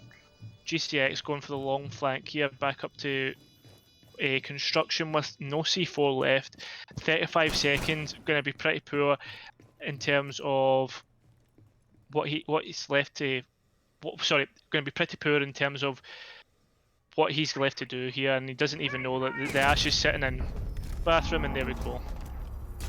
Yes, yeah. I think what happened in that execute was it was sort of a bait and switch from Endangered, where they went for the main CCTV wall, they bandit tricked it, Zofia tricked it, etc., right? And they left the one Zofia there so that the defending team thinks that there's somebody out there, but then they pull again the bait and switch. Like I said, they come from behind, and Chikamura must have thought that maybe there was like 1 or 2, but turns out it was the whole entire enemy team, but the Zofia, and all that utility gets soaked up through the Wamais and the ADSs, and then the execute just comes through, and it all falls apart for them. Yeah, definitely. I totally agree. That was great play from Endangered there. And the production just told me that they had 100% prediction to win this match, which is fairly interesting considering the fact that, I mean, Chikara was able to bring it back last time. Coming back to the match though, yeah, I mean, they're going straight back to this site. They obviously have an idea of what went wrong. They've not changed much in terms of operators, so Chikara must have an idea of what went wrong, and are obviously going to try and adjust that. I must have called him Chikamura. Yeah, I'm not sure why. I'm still getting used to these team names, of course, me being new to the league, but I mean, it should get learned with time. Yeah, go on. Sorry, I was just going to say, I mean, we've got a few teams here in the league with weird names. I was going to say Chikara, and there's another team called Hyperion 5. I think they've probably got, it sounds like something out of a series or something like that, with like a Chikara Academy or the Hyperion 5, but yeah, we'll move on to their round. Seems like some pressure being, or not pressure rather, but some scout work being done by Scipio on that main garage. Catwalk, of course. Yeah. Yeah, they were just going for the same, well, going through the motions of what they did last time. I mean, they were opening up that garage wall first, and the Maverick getting taken out. What a massive pick, stopping that that potential breach being opened. I mean, that's the main breach gone now, basically, unless they want to somehow get rid of the mute jammer and waste a exothermic on that. Now that might seem like a low blow, but they still have the Ash that could go from below and possibly do something to that mute jammer holding that main CC breach down. So it's not all lost for Endangered yet. Yeah. I think the Warden, not Warden, yeah, Warden managing to get a couple of shots onto the Smoke's foot there, but coming off that rappel, I mean, that was pretty dangerous. I think there's someone, is there someone in Janitor there? Observer, can we just check that? Sorry. Yeah, there's the Goyle was just in Janitor there. That's just unlucky from I think he's just too late. Claymore? Oh, is there no Claymore? No? Oh, right, okay. Well, I mean, that is really unlucky. The Zofia coming off and just moving up towards the main breach there. I mean, that could have been another massive pick for Chikara Academy. Again, we see here that the Endangered have moved over towards the construction push again. I think is that a mute jammer stopping the breach from going off? Yeah, looks like it. Yeah, of course, that mute jammer still defending that cash wall back there, but that's going to be Warden getting a pick onto Nolino. Yeah, Nolinio getting picked off straight away. I mean, that's a C4 off the board for the defenders, and that's more denial gone. Now it's just which looks like the execute coming in, and the Wamai getting a pick from the long angle onto the cash door. The Wamai picking off the Zofia as well. That's massive. That's the long angle gone. And did he know that the Goyle was on the other side of this wall? No, it doesn't. I don't think. I think he knows he's there, but he can't seem to get the pick. He's swinging around wide, and he gets the Goyle. The plant's down, and it's the Wamai and the Jaeger with it all to do with Thermite and Ash on the board. I mean, the Ash on the construction breach there. Oh no, sorry, that's the Thermite. The Ash on red stairs picking off the Wamai. I mean, this is fairly looking hard for the Jaeger here, pushing back onto red stairs, trying to see if he can pick off this Ash, but she's ran downstairs into the lobby, and the Thermite just prone under the window. The Jaeger goes for the fuse and seems to be sticking it. Do they know that he's going for it? Yeah, what? Oh, almost. That was close there. Oh. That could have been costly for Endangered. My goodness, that was getting hard to watch. Yeah, exactly. I mean, I think that there was 0.08 seconds there left on the counter. That's so close. Almost with the... Oh yeah, no, sorry, go on. Sorry, I was just saying there that almost messed that up. That was all I was going to say. That's pretty massive in terms of what that round held. I can't believe that nearly happened. It's either that the Ashes, Scipio in this situation, I think might have been his sound that bugged. It's either that his sound was bugging out, or maybe he just wanted to let the Jaeger think that he was winning. But Thermite did end up getting that pick in the end, so yeah. Not really sure what happened there, but maybe it was a troll. Yeah, exactly. Just putting the Jaeger into that false sense of security. I mean, if he came off the fuse, there was always the Ash behind. I think just that Leander that is that is playing for Endangered. He is a temporary sub for them for today. I don't know who he's replacing, but I mean, he's done not bad. I mean, killed once, but managed to get the breach open in the first round. 5 seconds to go. Well, hopefully we'll see. Attackers must locate and Uh, defuse the bomb. of course, this isn't all we're gonna see from him. We're gonna see him do much more during this game.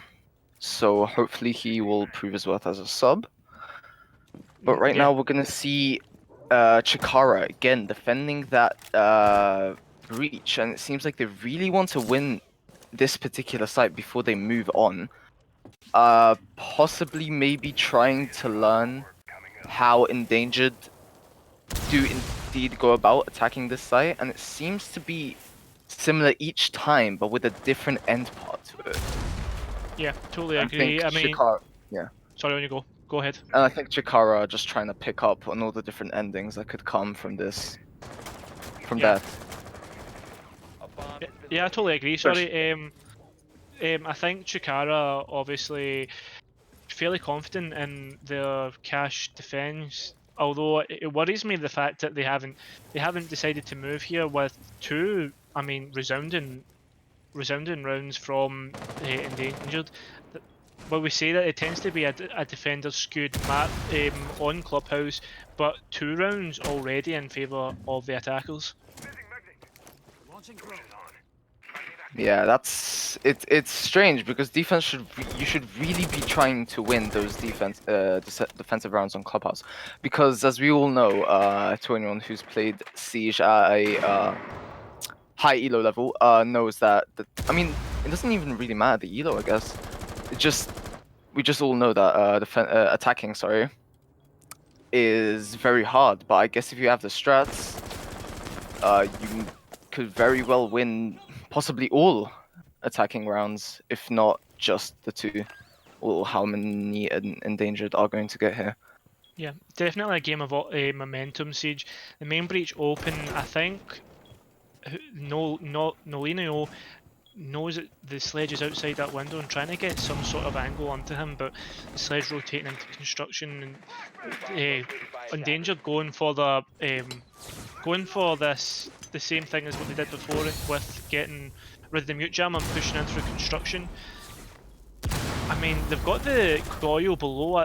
He could potentially go for a flank here, but talking of flanks here, the Jaeger's sitting on top of the main stairs here with Sterzi just holding that flank watch. I don't know if he knows that.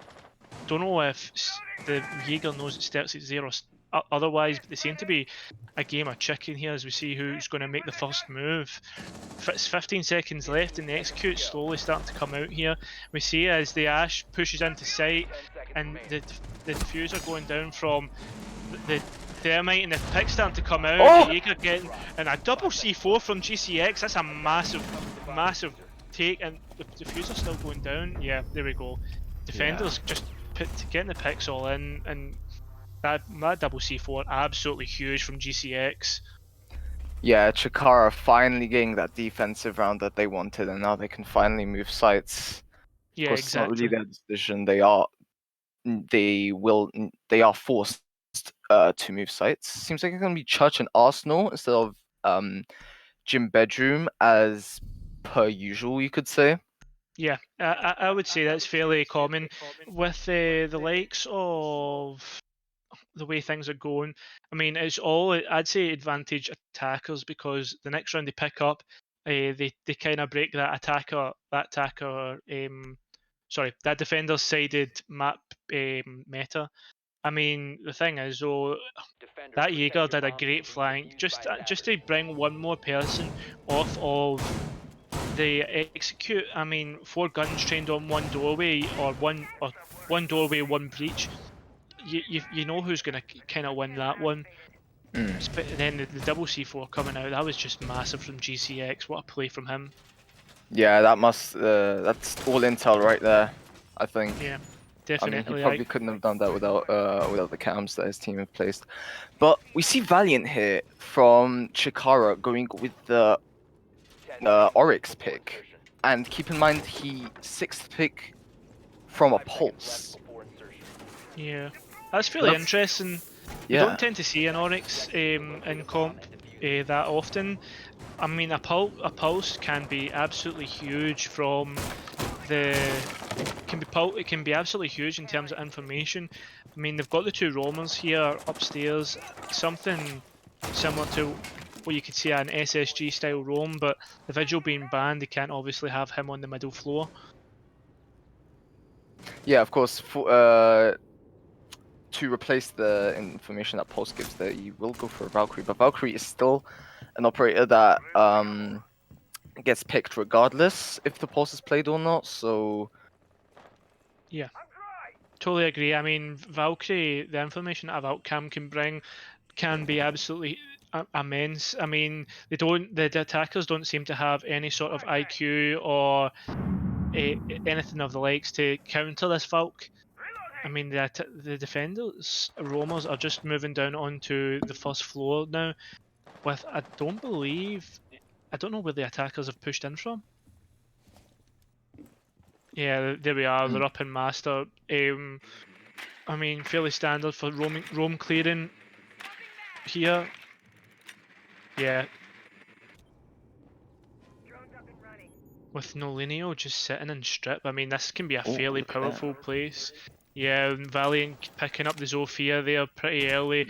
Well, not pretty early. I mean, it's halfway through the round now. Sorry, I completely get my times mixed up. I mean, pretty big pick there. But I think Lindert is getting some sort of idea that there is a roamer nearby. That roamer, of course, being no Linio. Yeah, I agree. I mean, he obviously knows that there's someone there, but Valiant just dropping off from garage, just wasting that Ash's time with a minute left. I mean, a pretty successful roam clear so far. Or not roam clear, sorry, a pretty successful roam from the defenders with 55 seconds on the clock, and there goes the Jaeger now put down to a 4 versus 4, and the attackers have got 45 seconds to open hatches and do all of their utility work. Yeah, that time gap getting narrower and narrower, which means that the execute is going to be coming closer and closer. Linda, of course, getting doing work on that storage hatch that will get opened up now. He's probably going to send the drone here before he drops. Yeah, I mean, I don't know if they already have some sort of idea of what's on site and where people are stationed, but 15 seconds here is starting to get pretty desperate. Church wall coming out, 10 seconds left to go. The execute starting to come in. GCX getting the first pick, and the Melusi, is she able to get the? Yeah, there she is. There's the diffuser going down, and there we go. Operators, you are out of Yeah, time. I mean, the roam was pretty successful there. Absolutely massive for when the execute came through. Don't think. Yeah, I I think think. Sorry, on you go. No, that's fine. No, I was just gonna say the Mossy getting flashed there and the Thermite kind of ended up in a Stramash at the end, but I mean, getting the pick on the Thermite pretty huge as well, dropping that diffuser. Yeah, Chikara, sorry. Definitely. I think they just needed to get a bit of getting used to the way Endangered do indeed play this map, and I think they picked up pretty well, being able to equalize 2 rounds in a row. Yeah. And I think they're going to keep this momentum going. Yeah, I mean, as much as we want to say that advantage attackers, we saw before that Endangered had the advantage when they were playing Chikara, and Chikara managing to somehow sneak an 8-6 win. I mean, it's just an unknown quantity in Chikara. We don't know if they're going to manage to bring out a round or not. I mean, but they're doing so far so good for them. Yeah. Yeah, like you said, first bedroom hold for them. They're gonna bring a mirror out this time. I think they did they bring it out last time? No, I don't think they did. No, I don't remember seeing a mirror last time. But in terms of what, I mean, this is what's considered here is to be like an attacker-sided round, or like an attacker-sided. How would you put it? Like the attackers are almost expected to win this site. I mean, obviously the defenders have got the upper hand because the attackers need to attack them. But yeah, you're almost expected the attackers to win this.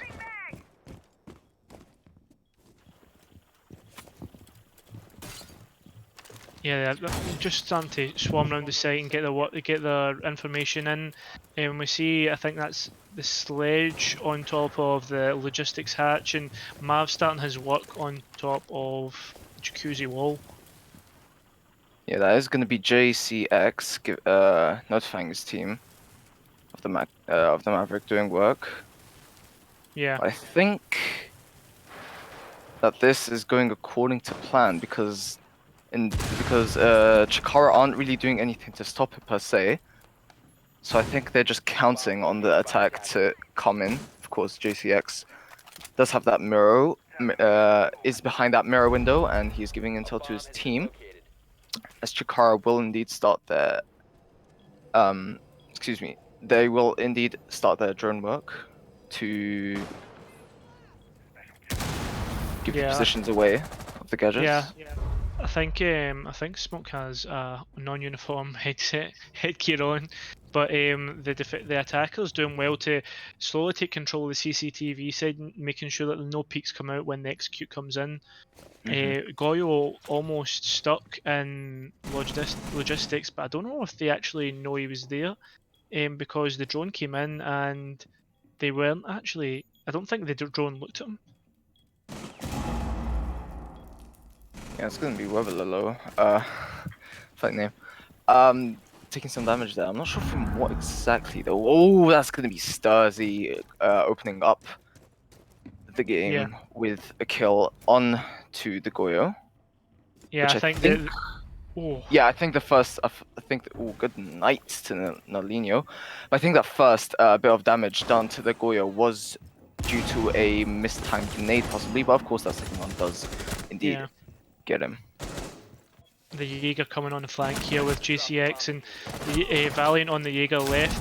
I mean, I think the Smoke had to leave there because of his headgear, and now 20 seconds left. It's a Jaeger in a 1 versus 4, killing the Thermite, but Sterksy getting the plant down. I mean, post-plant situation now for the Jaeger. I mean, he's got to hope that he gets these 1v1s and can just actually manage to kill these guys, manage to win his 1v1s. Dropping all the way back to the. There we go. What a pick! All the Ooh. way from the server window there onto what looks like it was Warden, I believe. I'm not too sure there. He's got some information as to where the ash is positioned outside the jacuzzi wall. He's got 13 seconds. 10. Well, never mind. There we go. Scipio just picking up the Jaeger. I mean, even if he did get those 2 kills, I'd say both of those competitors were pretty far apart. So by the time he did get those 2 kills, I don't think he wouldn't have gotten the defuse down in time. Yeah. But you win some rounds, you lose some rounds, and endangered with the lead here. So somehow they're managing to pull off this very tough position, always considered to be a very tough position. That some endangered are somehow managing to pull it off. So well done to them, and of course this will make everything very easy on once the role switch comes into play. Yeah, exactly. Baiting with the cap can there. I mean, we almost know how endangered they're going to attack this with getting the main breach open with the Maverick, thermiting the wall and garage, and then going over to construction putsch. It's pretty standard stuff. I mean, they're not setting, they're not trailblazing by any means. No, I mean, again, everything. Of course, Chikara's lineup for this site will be very similar, apart from the Melusi, like you said. It was originally going to be a Capcan, but I think that was just a last-minute switch. Not anything to do with strategies, because you don't really see much Capcan here, not because of his... and if you do see him, it's not really necessarily because of his gadget. It's mostly because he provides that extra utilities, being the nitro cell or the impact grenade, which can be used to either impact trick and or maybe get a kill into that cash room from CC, like I mentioned earlier. Yeah. But it will be a Melusi who brings the impact, so I won't be surprised to see any potential impact tricking here. Which, I mean, they have Brang a Thermite, so not saying that the utility pick there is completely useless, but that Maverick is getting to work on that reinforcements, so I think that main wall will get lost early on, but we'll just have to wait and see. Yeah, definitely. I mean, we saw the Maverick get picked off straight away the last time. Hopefully that doesn't happen this time, and they can get the main breach open. I mean, in terms of the Melusi pick, that could be pretty vital when the execute does come, because well, we're used to seeing the Melusi just being so, how would you put it, like just so encroaching on how the encroaching, sorry, on how the attackers start to move into sight. I mean, it slows down, and as Siege is a very movement-based shooter, I mean, it can stop people getting kills. It can, definitely. Nolinho definitely probably made sure to put some Banshees around that main breach if it hasn't already been destroyed by the impact grenade. Or wait, what was it? Because Warden or Scipio didn't use. Oh no, Scipio. It was Scipio that they used it because Ash has 3 charges now instead of 2. That's why I got confused there. Yeah, I mean, that was a pretty recent change. Scipio already making headway into that construction set, with the Jaeger just on the main stairs and Leander jumping into logistics. I mean, there's some bullets flying there, but not much catching in terms of what the attackers are trying to get with picking away at the defenders inside of the site. Have located a bomb. If you noticed that earlier, it's going to be Lean Dirt against Valiant again. The Roam Clearer and the Roamer himself. But it seems like Valiant is going to shoot back somewhere closer to site. I Yeah. think Lean Dirt has no idea of this, but he's just going to turn his attention to the cash room anyway. Yeah, 25 seconds left and construction wall open. Oh, and a great pick from Nolinho, and the frag coming out, just managing to pick out Leander and get the, Leander managed to pick out Nolinho and get the refrag. 15 seconds, Stexy managing to pick out GCX that was sitting on the Goyo, who was roaming up towards Red Stairs, and there we go. Scipio picking up Rectify, Wobblo and Valiant getting picks here. I mean, 2 versus 2, and oh, Wobblo with a great pick on the diffuser. I mean, great play from him, just holding off until there was almost no time left and able to kill the Thermite. Yeah, I don't think they did have any cameras there, but they definitely knew they were planting. So, of course, what that Mike could have done earlier, or differently, sorry, that is that he could have done a vertical hole from below and then go for default if, of course, he knows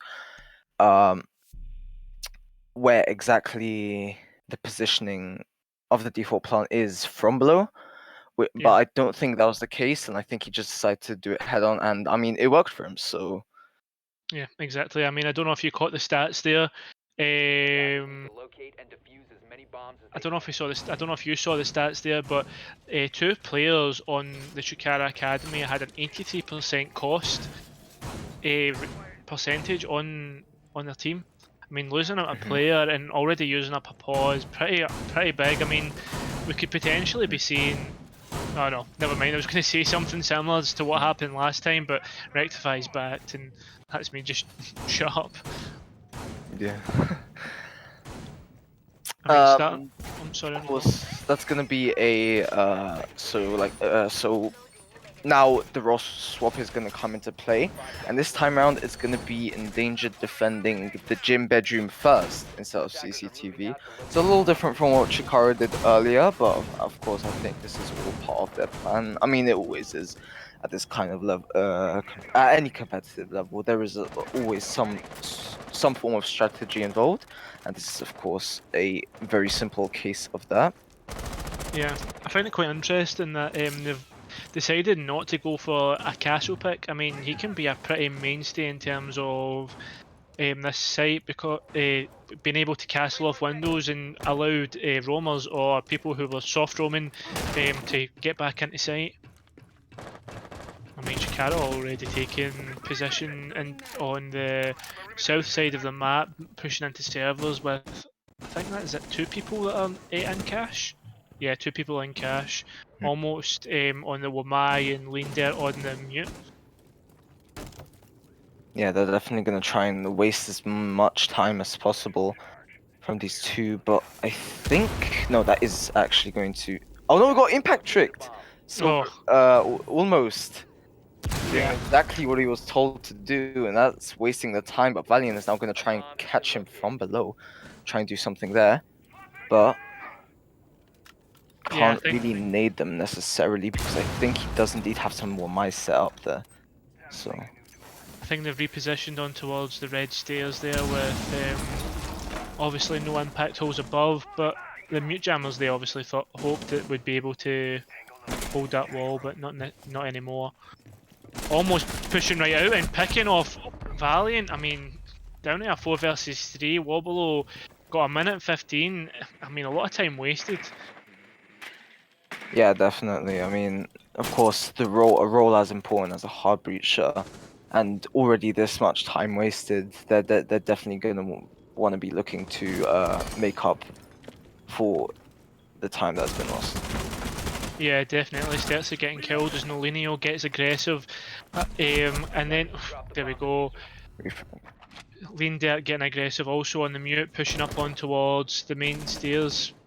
Wobolo getting a pick onto Scipio, 40 seconds left. I mean, it's just picks coming out either way. I mean, advantage attackers with Leandert already low on health, but never mind on that. The Jaeger pick making it a 2 versus 1, 30 seconds left. GCX got it all to do, sitting inside the bathroom. You're just gonna hold that angle very patiently. This Warden does indeed see him, but he's just not gonna get enough shots in. 15 seconds to go. Comes out of that live. Yeah, The 10 tension seconds left. growing Sorry, on you go. as that time gap, as you said, it gets narrower and narrower. JCX is gonna have to walk into sight. Unless he thinks that somebody is there, but nobody is there. And that's gonna be endangered winning round 7. I'm sorry, I don't do that as energetically as you. No, that's fine. No, obviously, what's it called? Going down a 2 versus 1, fairly. I mean, almost GCX almost managing to make it a 1v1 on that Jaeger, but obviously the Jaeger nearly getting a pick onto GCX. Could have went either way when it comes down to it. Defenders managing to get that advantage and moving to CCTV. I mean, winning your tertiary site, as they call it, can be pretty massive. Yeah, it seems like endangered, of course, now they're finally gonna go CCTV, cache. And it seems like instead of an echo, they're gonna go for a castle, Attackers need to locate which and defuse as many bombs is as they can. not something you see every day. In ranked, it's actually pretty common to see castle picked on the CCTV. Of course, there is, if bandit tricking is in play, you would want to castle off that main server. Yeah, server slash CCTV windows so that the bandit doesn't get picked off from behind. Of course, there's nothing being played like that here. In fact, there's Yeah. no real denial other than the impacts on that main wall. So Yeah, I mean, I think they've opted for more of a plant denial with the likes of Stixio and Maestro and what looks like a C4 on Scipio. I mean, I don't see much delay work apart from obviously the castle and potentially the militia devices obviously working in favour of the defenders. I mean, still got 2 late placements of the castle. Don't know if he knew it. Yeah, no, he seems to be playing below in a lobby. Pretty strong position if they can get it. so it's definitely a unique type of castle play, one that you don't see very often, Yeah, definitely. and a very aggressive one at that. Looks like the defenders are going for a main breach and garage push as they open up the full of the garage walls, and Valiant getting a lovely pick on his Scipio, but getting the refrag from Leandert and Nolinio getting Warden. I mean, already down to a 4 versus 3 and we've got 2 minutes left of the round. Yeah, I mean, Chikara definitely putting some more work in this time as they seem to get 2 kills, so that'll work for them very greatly in the long run. But Leandert is indeed gonna get that frag to even it all out. Now Chikara are gonna have to recollect themselves after that loss. Yeah, castle obviously knowing that there's two people outside the garage or near garage anyway. I mean, it seems to be a little bit of complacency there from the sledge, not looking towards where that castle was playing. I mean, he'd already managed to get a frag there, but the Nomad's coming out to stop him pushing up. Oh, but the Nomad is gonna get stopped herself. That's gonna be Sturzy getting up that frag, lean that follow up, and it's all gonna be down to Nolinho, who does indeed get one, but I'm just gonna have to look to get two more. Yeah, definitely. I mean, you can worry about the castle, but there's also three other players on the board, but two now. I mean, they know that Nolinho now knows that Lanedelt's below and been hit by that Nomad. He's obviously got it just to worry about Sterzi, but not anymore as he gets that pick onto him. I mean, just the castle below, both Ace and Castle on low health. The Castle pushing up with. Oh, the plant gets down. Oh my god. I mean, the Castle in a 1v1 situation and he gets taken out by the attacker. I mean, just trading blow for blow in this round, showing how evenly matched these two teams are. Very nice clutch from Nolinho, and Chikara definitely seem to be getting back into this match. But I mean, I feel like we've just been seeing this a lot. It's very back and forth between these two teams here, and I won't be surprised if this does indeed go to overtime. I mean, both of them are just doing so well round in and round out. It's just hard to see a clear winner. Of course, going off of history, it was Chikara, of course, known as Rebel Nation back then, winning out last time. But of course, this is a different map, different situations, and Attackers need to locate and defuse as we'll many just have to bombs see how as this they plays can out in front of us. Yeah, totally agree. I mean, last time it went to overtime as well, and I mean, it's fair to say that we wouldn't be surprised if this map also went to overtime. The four each. I mean, when we first went into the round and we saw Endangered just take the control that they did, it looked pretty damning as how the rounds went on. But then Chikara managing to somehow pull themselves together and work out exactly how Endangered are playing. 10 seconds to go. Yeah, I mean, right now, if we just look at their defense, they're going to go with the castle pick again, which is actually extremely abstract, sorry, to see on the basement hold. Of course, there's going to be no pulse, but there's going to be a Valkyrie to make up for that. Oh, JCX getting down early on. I'm not sure what could have happened. Maybe it was a misfire there from one of his teammates. But he's just going to trudge on with a little less health than he'd like to have, but maybe as a result, his teammates will give him a more passive role. Yeah. I mean, Which, I mean, Sedge's role is already passive enough, but maybe he'll have to play even more carefully. Go on. Yeah, sorry. Yeah, I was just gonna say. I mean, it's definitely not great for the Chikara, but in terms of when GCX is opening up those holes that we commonly see on the bar corridor, I mean, he's putting himself in potential detrimental situation in terms of he can't soak up any damage whatsoever. He can't take anything. Sledge obviously known for being quite a bulky guy, but he's gonna have nothing to soak up the damage that if he was to take any. Fortunately, but he will indeed play it a little risky here, as he's going to get as much sledgehammerings, you could say, onto that kitchen floor, but almost has that C4 in hand, ready and prepped for any unsuspecting attacker to peek through one of those openings and possibly get a kill. And speaking of, it's going to be Webalolo to be the first casualty of this round. Yeah, Scipio managing to get a really tight angle from below. What a great pick that was onto the thermite. I mean, that's your hard breach gone. And talk about gone, there's Scipio dead. I mean, I don't know if he managed to get his C4 off, but talking Rectify, taking out Leander, that's the castle gone. And the defender's put in a really dangerous situation here, but talk about dangerous, there's almost taking out that pick on towards what looks like to be the ace. I mean, that's all hard breach gone now, and the attackers are going to be have to forced to walk through doors and potentially hatches if there is any open. Yeah, and that's gonna be sorry, it will be rectify. Valiant taking a bit of damage there, possibly from a C4 or a pick, but that's gonna be Sledge fighting the dust. It's gonna be Chikara at the lower end. The man count. That man count will be subtracted even more. The pick from the Jaeger, and Jaeger again to finish it off for Endangered. And they take the lead, but I mean, from what we've seen so far, Chikara might as well win the next round. So Yeah, exactly. I mean, you could definitely put some money on the Chikara picking up the next round, because I mean it's been back and forth all game. Back to CCTV though. I mean that site coming up. I think after they lost it last time, but yeah, a great round from Endangered there, managing to get some really nice angles, nice long angles, and some important picks in terms of taking out the hard breach first.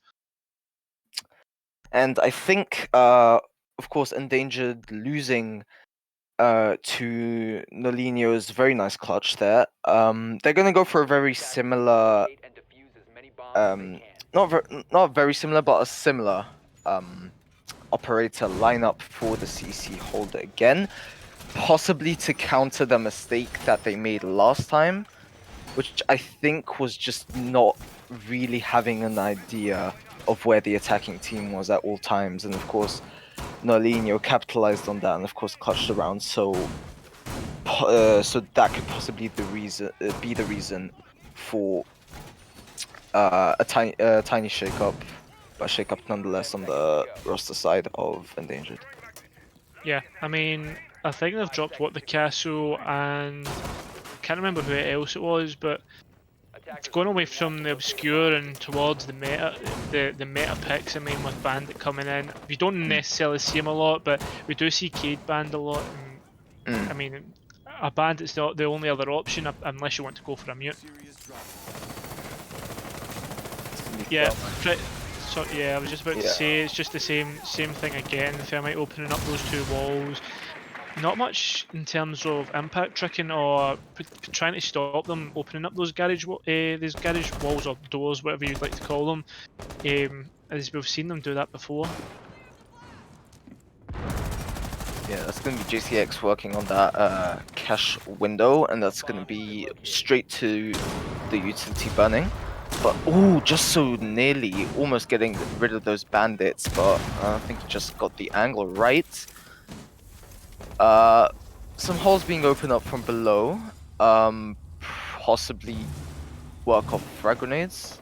That could possibly be the work of frag grenades. Sorry. Yeah, Scipio just downstairs and Warden nearly getting that pick onto what looks like the Ash, but coming out on the worst side of it is, there we go, Valiant getting that pick onto Warden. That's your roamer gone, and one less player to worry about.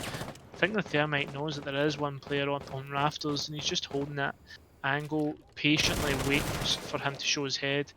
And of course, they still do have that utility to possibly get rid of the ADS and the Wamai along with it. So yeah, I think the Thermite's going to start to get a bit more aggressive here as he knows that. Well, there we go. But I was just about to say before, Scipio creeping downstairs and he gets that pick onto the Thermite that was on the stairs, but not before Wobbolo manages to get the pick onto the Wamai, and Ace managing to get out there with his life. Surely a mishap by the defenders there, allowing him to get out, especially when he has diffusers. But now we see the attackers with a bit of Rafters control and Scipio just locking down on Janitor. I mean, Rafters a pretty dominant position. JCX getting that lovely long angle, which looks like up onto the top of red stairs. Baiting with the plan. Nolinho, I mean, in a 4 versus 2, Leander and Scipio got it all to do, but never mind. Make that a 2 versus 2 with the diffuser down. Leander getting aggressive, but oh, I don't know how Nolinho's managed to make that a wee live in. There we go, Chikara Academy managing to I really don't know. I mean, that ace should be dead. That should. Wow, what a round from His- Chikara. History repeats itself again. Shikara winning the round right after Endangered. So looking back on that on the round, sorry. Endangered, of course, they had a bit of that roster shake-up. The main issue with Endangered in that round is that I think they really just peaked and took gunfights where they really didn't have to. I think it was just a case of them really wanting to break that Attackers need to locate and that defuse the mold bomb. of them conceding and then well, the different conceding back and forth, right?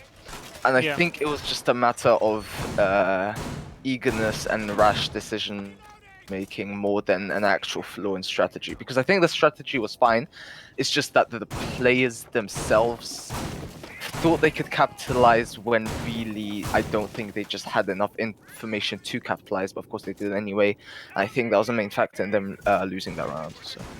Yeah, I mean, I think the Maestro just needed to believe in himself and just manipulate that small angle that he had. I mean, I can't believe he somehow managed to lose that gunfight. I know he was on less health, etc. But I mean, just a bit more reaction time from him, and then we could be looking at a different scenario, whoever, and potentially an endangered match point. Yeah, talking about the two frags from the Maestro, that was actually one of, I felt like when that Maestro did push, he definitely had more information and awareness than all the other martyrs before him. Yeah. Therefore he could get those two frags, but I think it was just I mean, I'm just trying to think of a way to put this. I mean, of course, we all saw him. He had his crosshairs on the ace, and I think he did just see him, but I'm not sure why he didn't capitalize on it. I don't know. Maybe he could have rubber banded on his screen or something along the lines. But that's gonna be Lolinho being taken out, the clutch minister himself, or I call him the clutch minister because he did clutch that one round. But just thinking of a title to give these people.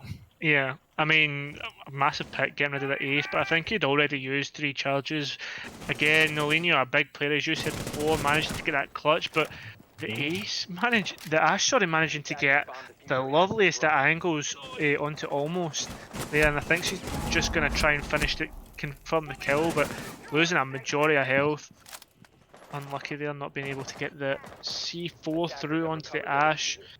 I think what looks like just leaving the Ash to proceed on top here. Oh no, sorry, Rectify's coming back. With just GCX over on the Jacuzzi wall. I mean, we've got a minute left and no one's pushing in towards construction. Rectify getting taken out, having the diffuser. I mean, that's just a lack of awareness. They knew that there was someone picking away at whoever it was, and oh, Wobolo finishing off almost. Recover the diffuser. 4 versus 3 here, and we've got 45 seconds. I mean, it looks like it's advantage defenders right now with that man extra that they have on in their team.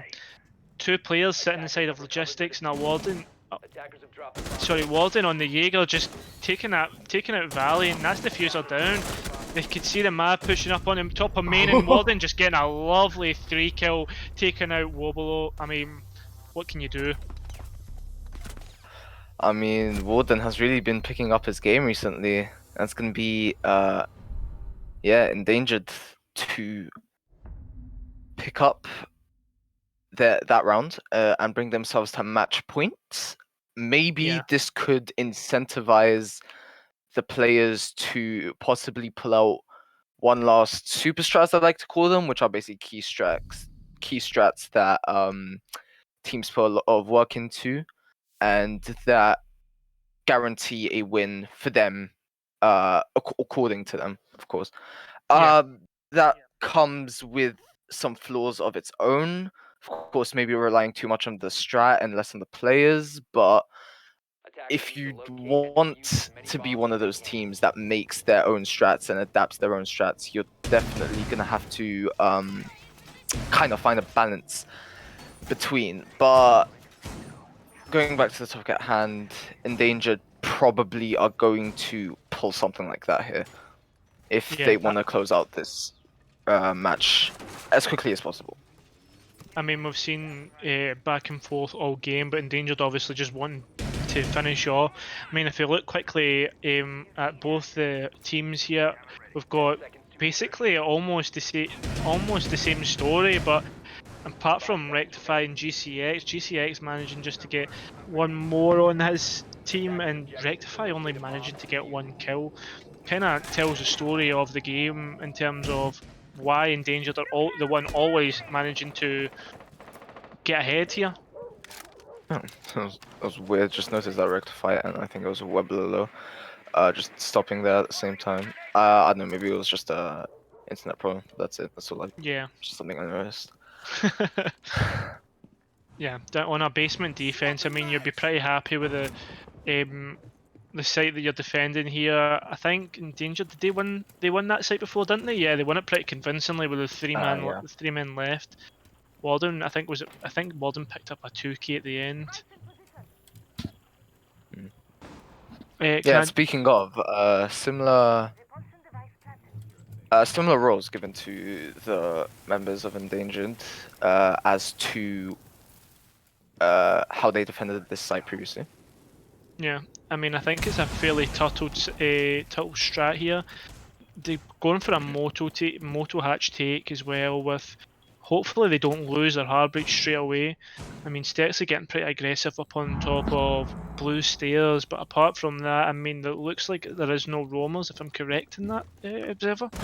Oh, never Oh. mind. Stex is shut down. Instead of getting aggressive there, you can just watch for the rest of the round. I mean, you were right. They had a Roma, but not anymore. Yeah, exactly.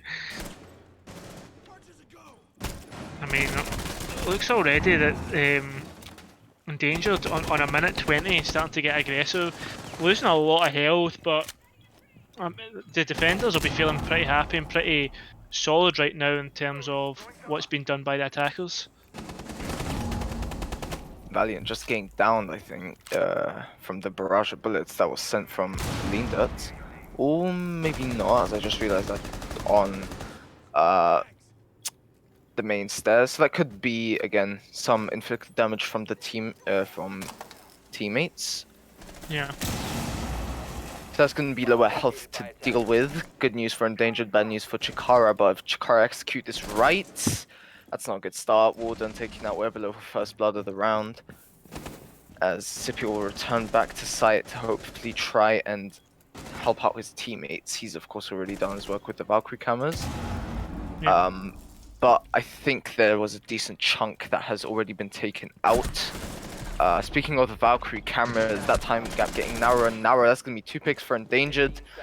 And Chikara looks to be on the losing end here. That's going to be JCX, last man standing. He's going to get 1 kill. He's going to get 2 kills, but he's not going to get the 3rd kill. Or the 4th kill. Endangered will win the map. And of course, this being a best of 1, they win the game. So congrats to them. They close out the round in very convincing fashion. Scipio being the MVP for them, and honestly, I don't think that Siege is wrong. He's definitely performed out here today, going going double digits, and Endangered finally getting that revenge that they've wanted for about a week or so now. Yeah. I mean, that's the redemption there for Endangered must be sweet there because, I mean, pretty much throwing away a complete map for that could have like I mean I don't know if you know this, Gura, but the Endangered managed just to sneak in there with Z-Truth dropping out. I mean that could have potentially secured their qualification into the main stage without having to rely on other teams. That's been pretty much the story of Endangered. Up and downs a lot. I mean, definitely an up to date. Yeah. not much to say, no, other than it was very enjoyable, and I'm glad this was I am glad that this was the first match I could cast for this league because it was, like I said, a very entertaining one, to say the least. Yeah, definitely blow for blow in that game. I would definitely say that we've been lucky today with the games that were in store. I mean, I think it was Intensity and Team Zeta coming out with the 7-5 game, and Shikara Endangered also coming out 7-5. I mean, what a game! I mean, all the viewers at home, I hope you are happy with the games because I know me and Gura and Ebac are. I don't know if you have any closing statements, Gura, before we sign off. No, nothing much other Cool. than I'm glad you viewers could be with us today. Yeah, okay. Yeah, I totally agree. Thanks for joining, guys. We'll be back on Friday, I believe, with more games for you and hopefully just as exciting as it's been. I'm Cairo, this is Gura, and we've been your casters for Yep. today. Cheers for watching. Thank you.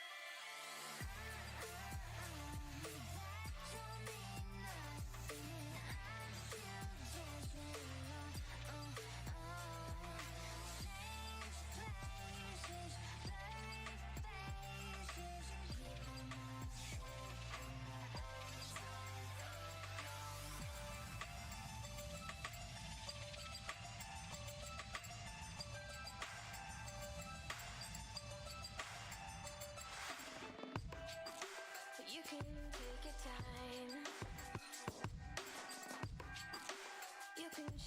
your world.